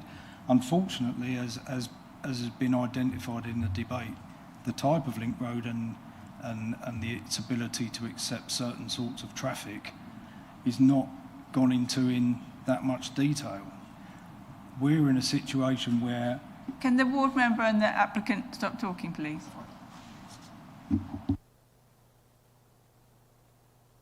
So we're in a situation where an application has come before you which provides that specific requirement, And the technical advice we've received from the Highway Authority is that they're happy with that form of link. From the debate, it's clear that elements of where it goes afterwards, like the pinch point that Councillor Stringer's identified, are a matter of concern, but they're sort of out with the site, the requirements of the neighbourhood plan policy, and it's more the technicality of how the traffic works through that site. So I think the suggestion that we look at that specific issue, you know, getting the larger traffic through there, or whether that's appropriate, is something that is not considered in my report, clearly, but needs to be. And I think that that's why the suggestion was made about the going back to the county council to see how that specifically works. But going back to my original point, Councillor, the link road's there because it's been asked for it in the neighbourhood plan. Yep. If you got... Well, there's no question that Link Road is there because it's in the plan, and the Highways Authority have approved it. They haven't approved it for HG vehicles. It's been designed and built for large vehicles. So why are we debating what the HGVs are going to get stuck at the end and they shouldn't be allowed on? The road, this Link Road is not built for HGVs by Highways Authority requirements. So it's not a question. No, I agree, and I think that what we probably need is a clear mechanism to make sure that HGV penetration through that way doesn't take place. You know, just to make that absolutely clear. And it's that mechanism we can't advise now as to how that might happen, but it needs to be addressed. Right, if all the questions have been asked, we can go into debate, which we have been doing for quite a while. Hey, Dave, do you want to ask a question? Would the ward member and the developer be amenable to the county re-looking at that issue in the way that Bradley has just described? That's not really something we can decide quickly or today, I think. No. We can't decide the detail today, but in principle...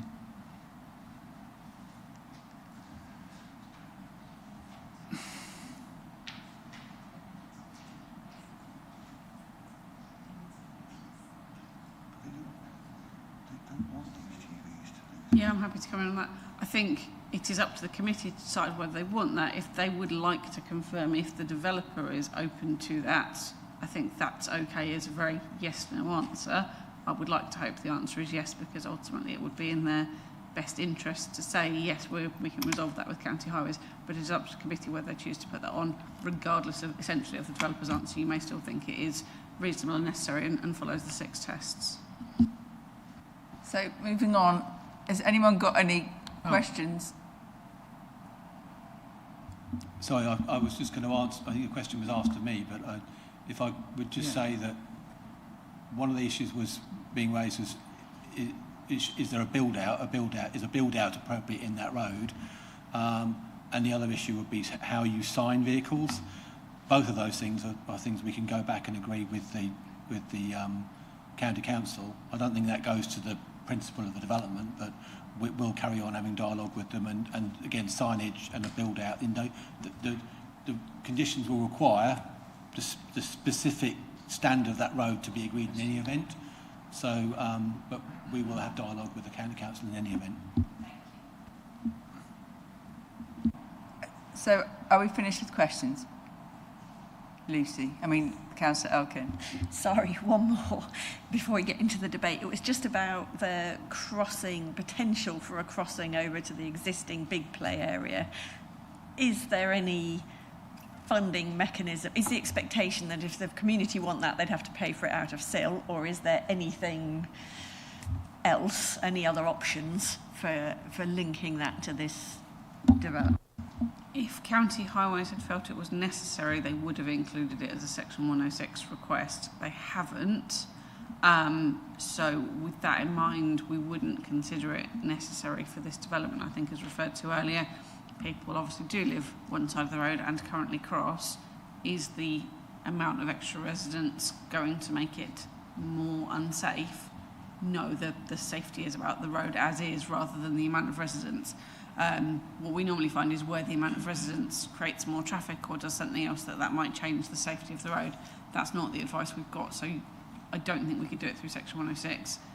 If someone wanted to fund it, yes, there would be an option, and other conversations with County Highways about what they consider is necessary at the time might be an option, but I think I would struggle to do it through this process. Is that the end of the questions? So can we move on to debate then, please? And Councillor Lawrence, would you like to start us off? Well, I'd like to propose that we take the officers' recommendations and approve it. So that's a proposal. Do I have a seconder? So we carry on debate for a little bit longer? Councillor Penny. Well, I think children will naturally want to go to the bigger and better play area. And they say, no, I don't want to go to that little boring one in the corner. I want to go to the big one with the bigger swings and the bigger slide. So I do foresee quite a bit of footfall across Station Road, which will become busier by the very nature of there being a new housing estate on it, and it also provides access to the primary school and the community centre. So I would have thought there would be quite a bit more footfall here, and I would like to see a pedestrian crossing in that area. So. What you just said, Gemma, is, I know. You know, and you basically said if it was needed, they'd have to do it. It's not needed, so is it something we can then insist on? Well, the difficulty is that our technical advice from County Highways does not include that request, and that's the advice we've got on that matter, and that's what makes it difficult to say where else we could go with that. I suppose my reflection on that would be, with the new link road, there would potentially be less traffic going across Old Station Road because some of the traffic will hopefully use the link road. Is there a balance that County Highways, that's perhaps why they've thought that? I don't know, I've not been party to that discussion, but that was what crossed my mind. If we've eased the traffic flow, the crossing potentially is less problematic. You've got to cross the new link road and Old Station Road, but the traffic would be reduced, and by the nature of the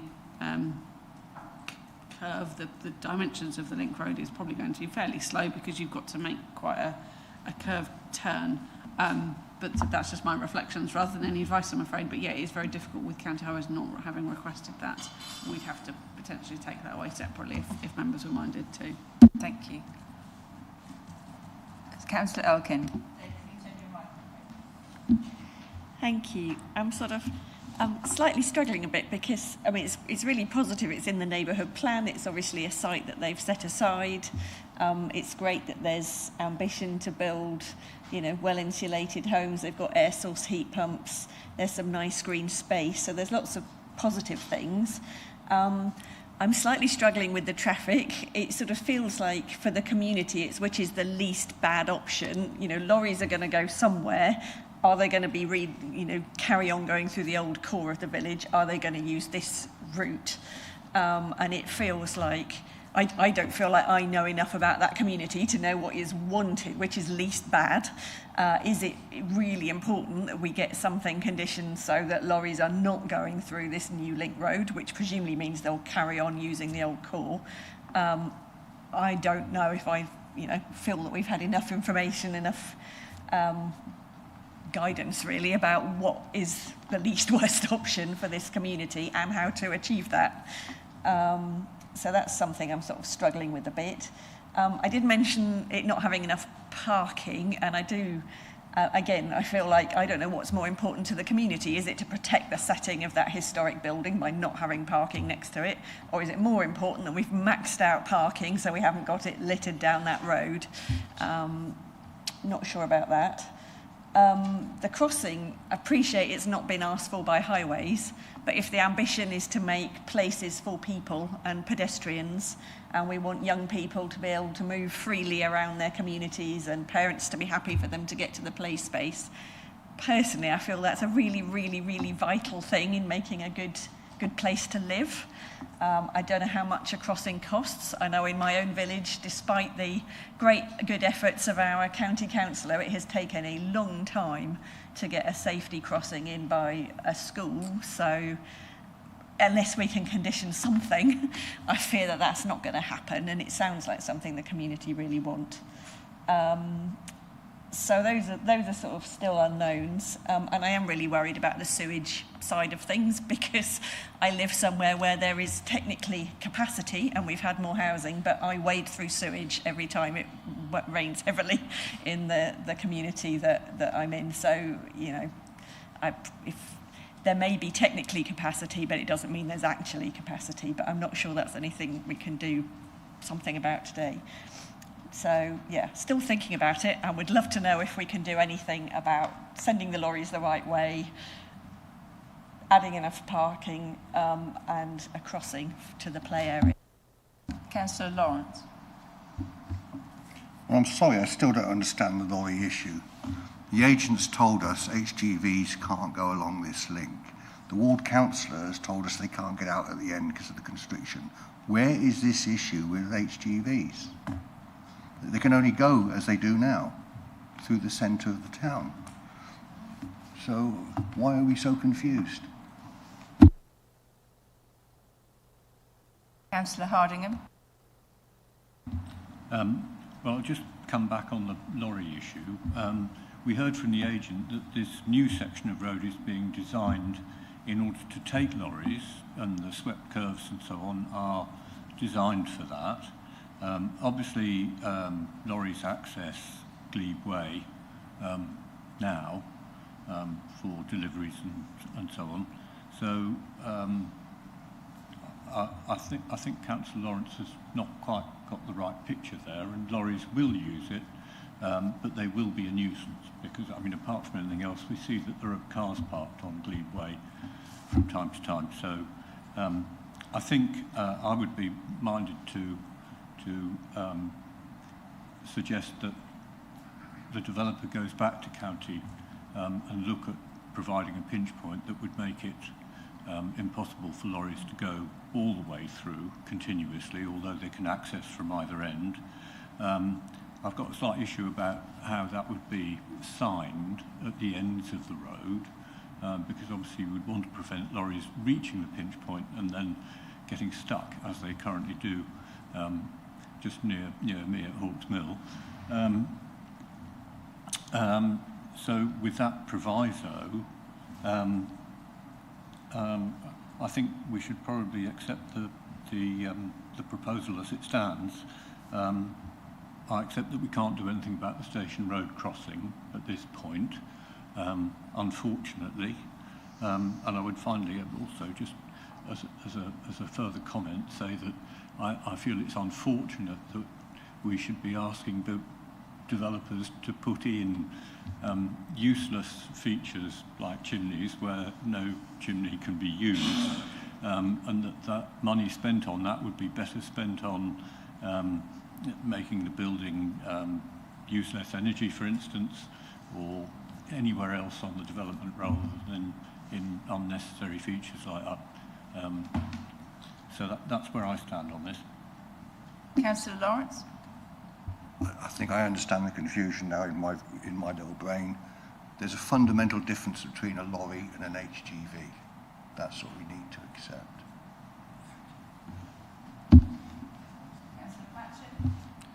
Just point for clarity. Can I just question for clarity? In debate, how many times are we allowed to debate? Open, and many times do you want? Okay.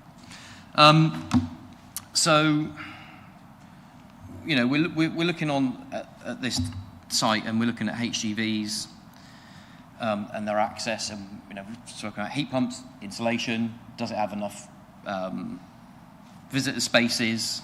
You know, there's lots of kind of There'd be minor inconveniences, but I think what we're forgetting on the bigger picture of this is it's quite a small development, okay? It's less than 80 houses. It's got 3 suds basins. So think back, when was the last time you saw a small, relatively small development like this that's got 3 suds basins? Have you ever seen one? Why is that? Because it's part of it sits in flood zone 3. That's why. So the HGVs, has it got enough heat pumps? Has it got enough solar? These are like minor inconveniences. We're being asked to approve a development where part of it sits in flood zone 3, and it's got 3 suds basins. Also, if you look at that eastern edge, that whole green area, in effect, that is a secondary suds basin. They know the flood risk of this site. They've had to put that one in near the old station road because they know it floods. You've heard the ward member say, how was Mendlesham during the winter storms of 2023? It was nautical. So, no, don't interrupt, I'm speaking. So, they know, the developer knows, the ward member knows, the parish council knows, and they know how much discharge goes into that river as well. That is the risk with this site. There are some, we spoke about some other things. 3 sud sites, and then that whole eastern edge is essentially a second suds basin. They know the flood risk of this site. So, and let's think about, and will the houses get flooded? I'm not sure. Are the suds basins adequate to receive the surface water and the flood water, is my question.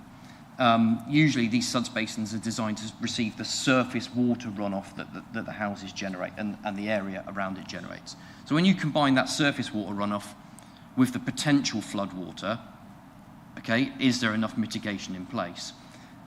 And if you think about that eastern edge, that's a bit of a recreation area. I think there'd be like a children's play area in it. Well, when you couple the discharge that the parish council were talking about, coupled with it flooding, that lovely little recreation area will be covered in disease-ridden river water.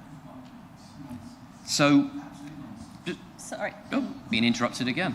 So what I'm saying is there enough mitigation in place? This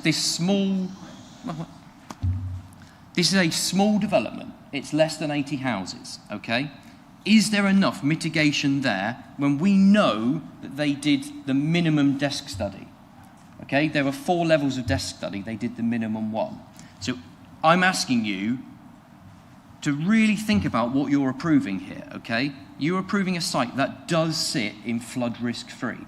And parking is a minor inconvenience. Your house flooding is devastating. So just bear that in mind when you're voting. I know 3 people have got their hands up, but I just want to save my bit to you, Councillor Patchett. I've never seen a development with 3 suds, and I think this is a good thing. I think they know that it's wet, and that's what they've got. I think they're going over and above, rather than just sticking one in the corner. I think this is a very good thing that they've got 3. I think with the local flood authorities saying it's okay, with frankly, all our people that we consult saying it's okay, I seriously don't actually think that's a worry. I think a lot of places were nautical, in those bad floods. There was barely a village that wasn't pretty much cut off. And so I don't think this is the floodiest place in Suffolk. And so actually, I've serious. This is your worry about the floods. I'm not worried about the floods. The link road, I'm part of me is thinking, do they want, surely they want all the HGVs to go through there. If that's not the case, then can they mitigate that with signs? Like I say, that's my worry. Do they want traffic going through there or not? However, I'm not worried about floods. There's 2 other people that want to speak, so I'm happy to listen to them. So, Councillor Penny. I support what the chair was just saying. I was going to flag up. The reason is that there are 3 floods basins is because the developer does appreciate the risks and has taken all steps possible to mitigate this risk. And the site doesn't sit in flood zone 3. The flood zone 3 is outside yes, it does. The site. Sorry, can I just say something? Could we all just have the courtesy to, when someone is speaking, just remain quiet and let them finish what they're saying. Thank you. Yeah, so I just wanted, I was going to say similar to what the chair has just expressed. I don't, in addition to that, I don't particularly want to hold up this development, but I would like to somehow find a path through with sorting out the traffic and the crossing. I'm wondering what the best way of doing this is, or how we can go about it, because you know we do need to get on with building houses. It is in the neighbourhood development plan. I don't want to. I'm minded to vote in favour of it as long as we can find a satisfactory route through these two issues. And I think my colleagues are probably in agreement, and we will get it through today if we can find a route through. Thank you. Councillor Lawrence? Yeah, I'm afraid that some of this discussion is finding it a bit tedious. None of us on this committee are flood experts. And the lead flood authority and the experts there, the drainage experts and the drainage experts, the developer, have agreed this design to minimise the flood risk, and it's accepted. So support what the chair was saying earlier, I support the latest speaker. It's getting rather ridiculous, but trying to put ourselves as experts in an area which we're not. Councillor Hardingham? Well, I'm very much in agreement, but I do think the advice we've got from the area planning manager is that there isn't a means by which we can require a crossing, and so we have to be satisfied with the doing something about the through route for large lorries and making sure they can't get all the way through. With that in mind, assuming the earlier proposal fell through, I would propose that we accept this. You're saying you're happy to second it? Yeah, Does it still stand, Councillor Lawrence, you're still happy to propose? Yeah, if it was Councillor Lawrence, wasn't I'm happy to propose the recommendation. Yeah. So you're happy to second it? Yes. Yeah. Okay, cool. With this proviso about the lorry access and anything else that we may have touched on which is practicable. So, I think the best thing we do now is if Gemma can run through exactly what we're voting on, then I can come back to you, Councillor Lawrence and Councillor Hardingham, to confirm that you're both happy with that, and then we'll go to a vote. Okay? Great, thank you all. So I think I've got notes of various things, but if there's anything proposed or second I think I've missed, feel free to let me know. So what we're looking at is that we're minded to go out on Planning Commission, subject to review with SCC Highways to sorry, I haven't got my wording right. Subject to review with SCC Highways, the HGV traffic control at the junction of the Link Road and Glebe Way, and following receipt of the consultation comments from the NHS, if no new material issues are raised requiring further consideration by committee, that authority be delegated to the Chief Planning Officer to grant hybrid planning permission as set out on pages 45 to 46 of the agenda, and with additional conditions I've noted are ducting for solar panels to be implemented in all houses without solar panels, the construction management plan condition to detail HGV access routes for construction, and Swift brick and bat brick scheme to be agreed. I hope that's everything, but do let me know if I've... What about getting rid of the chimneys? Do we want that or not? Okay. Councillor Elkin? I think there was willingness from the agent to look at parking, whether there was enough provision, but I don't think that's a big enough issue to... He did mention that it was, it was sort of the landscaping or the parking. I mean, I think they've possibly made the right decision. If the rest of the parking, if they've been generous with the rest, then I'd rather have landscaping than park, I think. But Do you mind?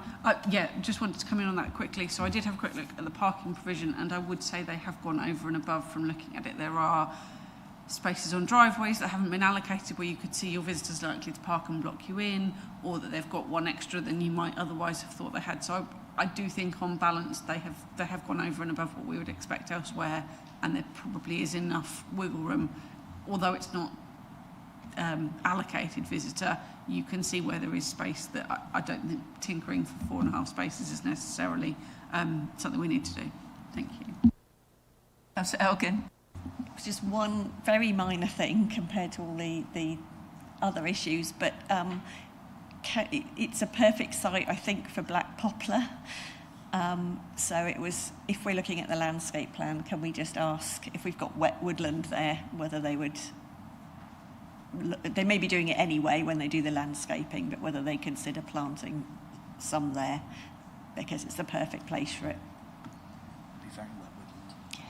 Again, I'm not sure it's something we need to include. We have got a landscape management plan and landscaping to be required. I think planning officer and applicant are still both here, and we can take that away, but just a discussion, probably, maybe, yeah, probably difficult to add that specifically. No, because we need to give them enough to work out a scheme. Doesn't need a condition, but maybe just a conversation with the biodiversity officer, because I know they're looking for sites to plant black poplar.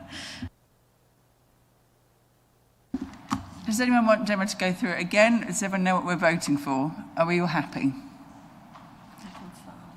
Can we confirm proposer and seconder are happy with those conditions? Are you both happy? Good stuff. Right, should we go to a vote? Yes, members, that vote is now in progress. Thank you.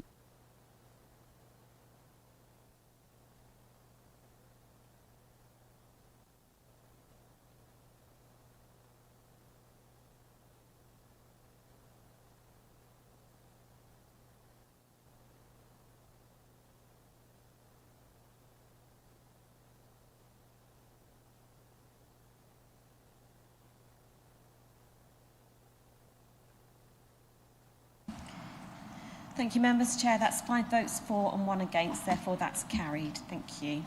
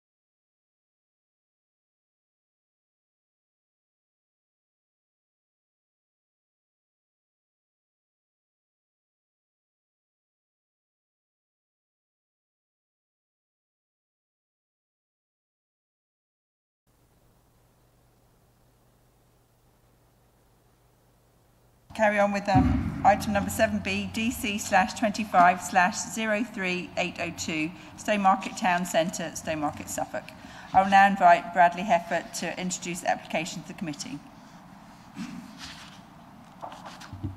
Thank you, Chair. Excuse me. Yes, the second item on the agenda you've been asked to consider today, members, is the proposal which seeks advertisement consent for the display of various signs within Stowmarket Town Centre in order to approve wayfinding in that area. This application is brought to committee because the applicant is the council's.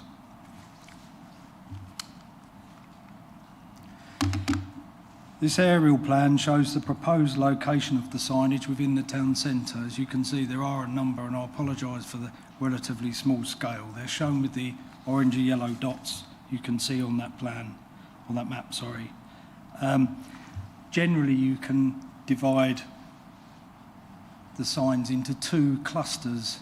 There's the cluster within the town centre itself, and some signage along the line of the River Gipping, adjacent to the Riverside Walk. There are various other signs that are outside those general clusters, as you can see, but the main concentration is in the two areas that I've just identified. This is the constraints map, bearing in mind the location of the majority of the signs within the historic core of the town. As you'd expect, there's a significant number of listed buildings within that area, and also you've got the Stowmarket conservation area, which is shown with the hatching, the purple hatching. The other things of note on the plan are the TPO, group TPOs that you've got around the Grade 1 church, which is located here, and there's a smaller group TPO there.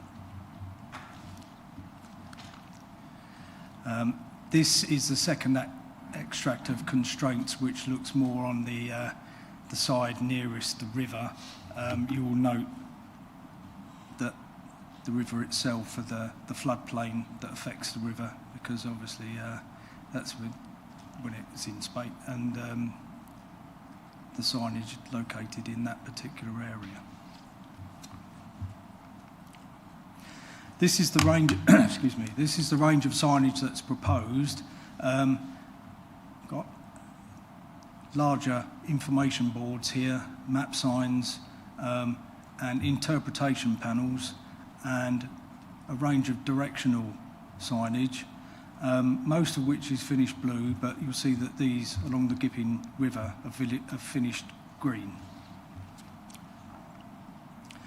I'll run through various types of sign. I don't propose to show you every particular location, but just so you get an idea of how the sign might sit in its location. This is the one which is proposed, which will have details of events and things like that. This is the one that's proposed near the station itself, and this is within a newer area, a new build area within the town, so a newer build one, and this sits within the square just round the corner. There's various map signs which are going to be located near facilities such as car parks, and they're grouped generally with existing street furniture, as you will note. And that's one proposed outside the supermarket.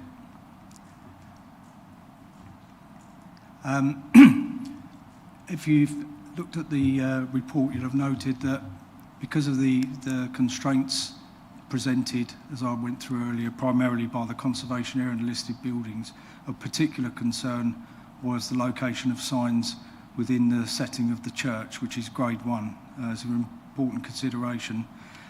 When the scheme first came in, this sign here was proposed to be located forward of that point, adjacent to the footpath and on this side.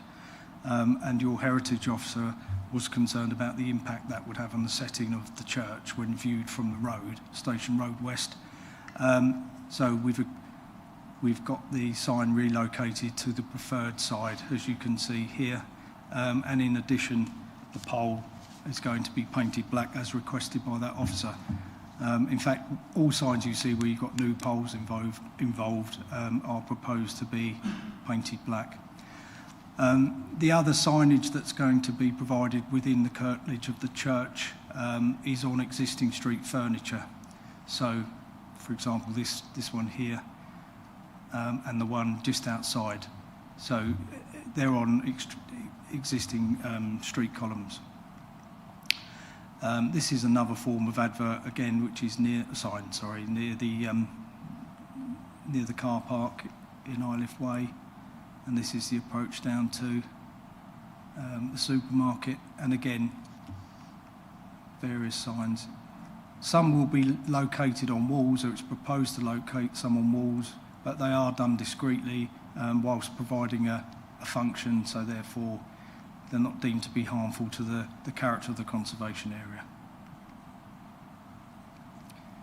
So you can see one on the proposed for that wall there. The ones on the Gipping Valley River Path, there'll be finger posts which again will direct pedestrians along that route, and they're at various points. This is a crossing point further down that links through to a road through to the station itself. So again, it's by way of wayfinding, and modest signs on the other approach to the Riverside Walk, and again on there. So I think in overall terms we're happy with the impact of the proposed signage, bearing in mind the sensitivity of the location. As I said in my presentation, it's a conservation area, and obviously you've got the listed buildings, and in that regard the comments from the from the heritage officer were a key consideration, and I think we've addressed the initial comments that were provided. As I said in my report, we didn't have the comments of the Town Council at the time it was prepared, but you've just had a look at what the Town Council have said, and has advised it has no objection, although on the second comment they have commented specifically about two signs which they think should be slightly relocated. My view, initially having read this, and I've just seen it, is that were you minded to accept the comments of the Town Council in that regard, we could seek to get the plans amended accordingly to address the concerns that they've raised on those particular signs. So bearing that in mind, I think that's all I need to say at this point. Thank you. Thank you very much. Are there any questions for the case officer? Councillor Elkin. It may just be the slides, but it looked like some of the posts were sort of silvery and some were black, whereas I think the Town Council had said they, and the Heritage Officer had said they preferred them all to be painted black. Are they going to be just checking the colour, really? Where there's, excuse me, where the signs are going to be on new posts, like there'll be a new structure or there'll be a new post with a sign on top, like in the churchyard and places like that, they'll all be painted black. We won't be repainting the signs, or it's not proposed to repaint the signs that are going on existing street columns or existing columns that are already in place. But there would be a condition to that effect to capture that. But particularly in the key area around the setting of the church, they will all be painted black, all new signs. Are there any other? Yeah, it's clearly a lot of consideration has been given to the design and the minimising the impact. Just a curiosity, when rivers have an association with being blue, why the river signs are not blue and the other signs are a different colour, more out of curiosity than any concern. Sorry, was it?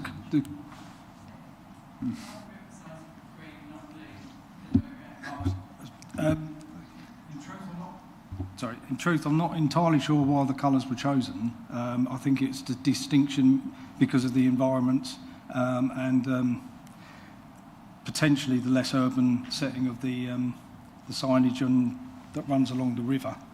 I think there's a family of signage that you can attribute to both places, the town centre and the river, and I think there's a distinction in the colours to reinforce that, but I'm not absolutely certain, Councillor. Councillor Lawrence. Oh. Oh, sorry, There's Michelle. someone in the room. Thank you. I can pick up some of that question if that would be helpful, Councillor Penny.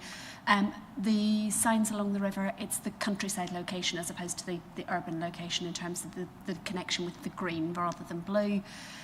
In terms of the reason that those signs were, those colours were chosen for the signs in the first place, we went through a fairly detailed street scene and heritage assessment of all of the various different colours and typography in terms of the font and the typeface that we used across all of the signs to look at what colours were associated with Stowmarket. And it's not just random colours that have been chosen because we think they look pretty. The consultants that we've used have gone through a fairly detailed process of looking at the heritage and history and the legacy for Stowmarket to try and identify activities and colours and themes that would resonate across the town. Thank you. Councillor Lawrence. Okay, it amuses me because in around Needham Lakes they must have used different consultants because all the signs there are brown. So, and that's another wayfinding scheme. So. Patrick. Yeah, so just got a quick question, but obviously before I do my question, I am the chair of the River Gipping Trust as well. So obviously because we're talking about the River Gipping footpath, I thought I should declare that interest.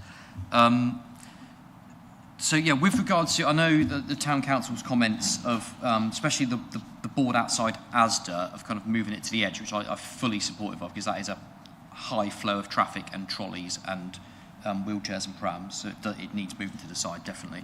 Are there any other places like that where, like, currently the position of the board is potentially in a footpath? Thank you, Councillor. I think that there are, excuse me, if you look at the locations on the plans, there's areas where they're near or within the footway. I think that, again, and it's a theme that crops up repeatedly in this committee, we've relied on the advice of the Highway Authority, and they have to advise us because there's two key issues here. There's the issue of amenity and visual impact, and there's the issue of safety. I think that in terms of the advice we've received, and I accept the concerns that have been expressed by the Town Council, none of the signs were identified by the Highway Authority as being a safety hazard.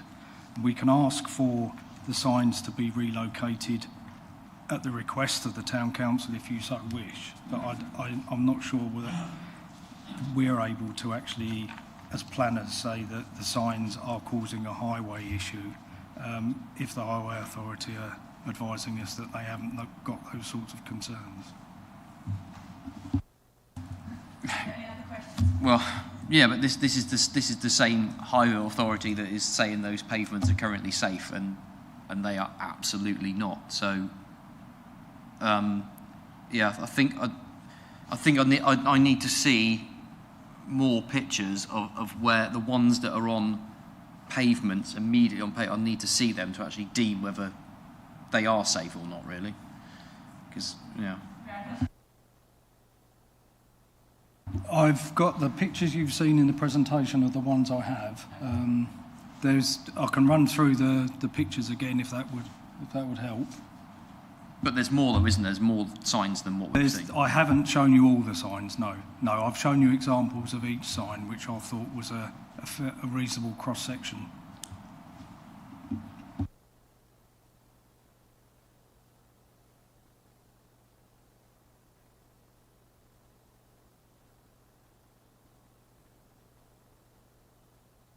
The committee reasonably happy to move on?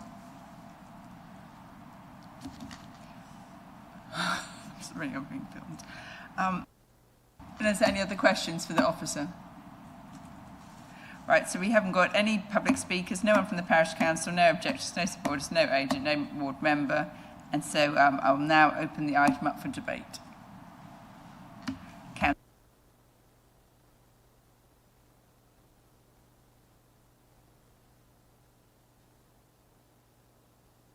Which case, if the content of the letter is included in the recommendation about liaising with the town council on the two signs in question, then I would be happy to propose that we accept the application. You're saying if the letter regarding moving both those two signs is then you're happy to propose?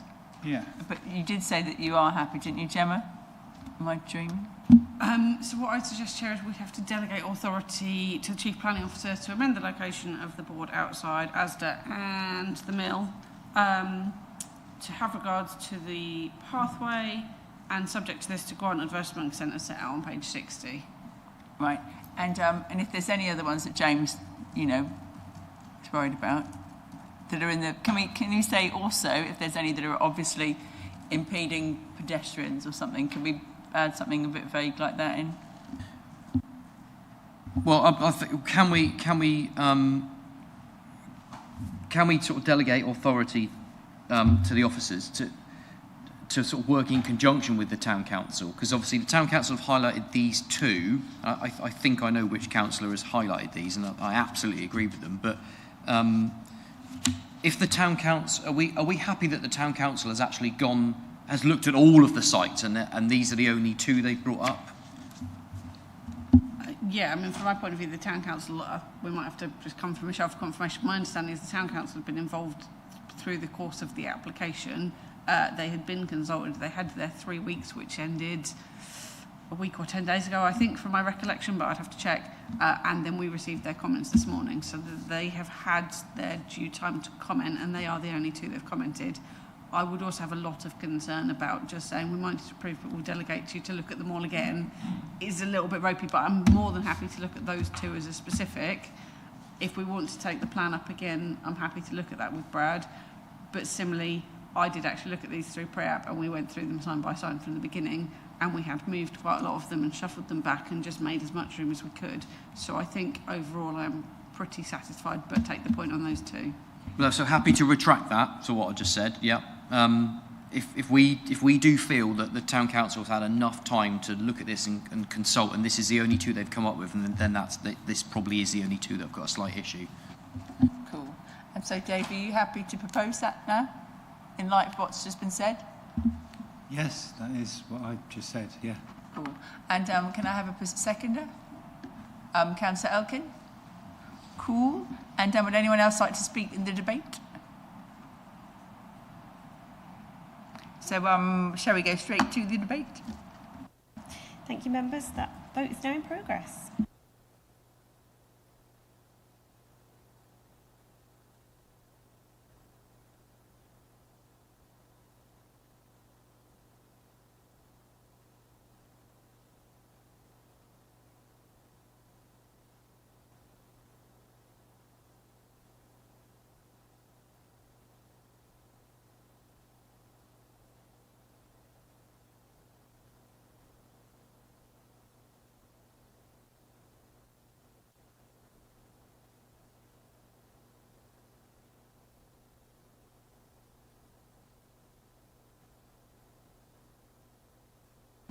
Thank you, members. Chair, that's 6 votes for. That's carried.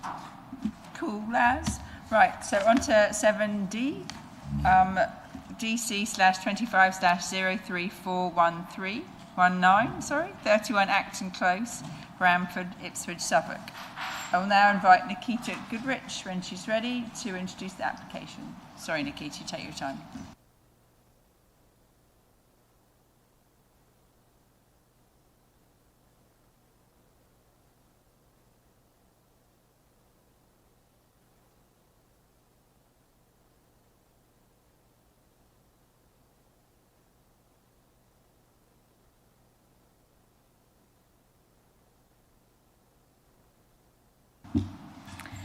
Thank you, Chair, and good afternoon, members. So this application is to formalise vehicular access to an existing parking area at 31 Acton Close in Bramford. This has been brought to committee as it's on council-owned land. So this is the site location plan, with the red outlining the area that they wish to construct the access and the blue outlining the dwelling that it will serve. This is the aerial view that shows that the site is within a residential setting and is surrounded by dwellings. This is the constraints map showing that the site is within the settlement boundary and there are no listed buildings on or nearby the site. This is the proposed plan, which shows that the access is proposed to be constructed of permeable materials and finished with pea shingle, and includes 5 trees to the north of the access to comply with BNG requirements. Onto site photos. This is a view from Acton Close looking onto the existing access and parking area. This is a view showing the current layout of the site with the temporary ramps that are used to access the driveway. This shows the area of grass that the access is proposed to run through in order to get to the driveway. And this is the existing parking area outside of the dwelling. And this is a view from the dwelling onto the grassed area where the access is proposed. In conclusion, the recommendation is to grant planning permission with conditions. Thank you. Thank you very much. Are there any questions for the case officer? Councillor Elkin? Just a very quick one. It's obviously going over a green space that Mid Suffolk own. It doesn't look like it's used for anything at the moment. We're not taking away the space kids kick a ball or anything like that. It's just a little corner. Yeah. Yeah, it's literally just grass area, no kind of play area or anything like that.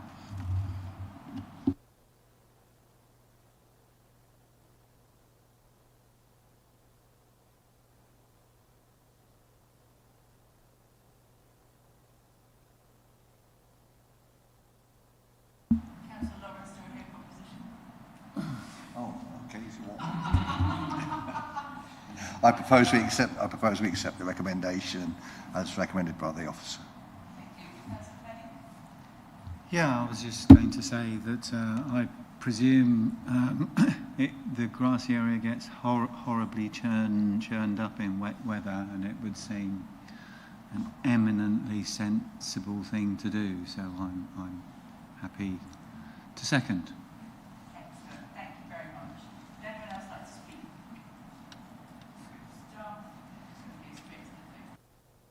Yes, thank you. That vote is now in progress.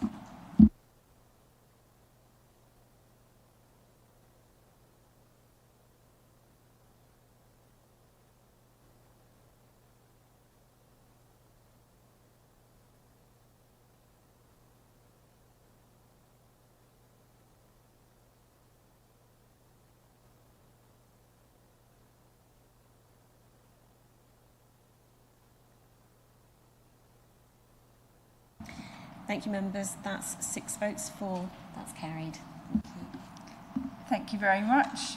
And item number 8 is site inspections. None requested, Chair.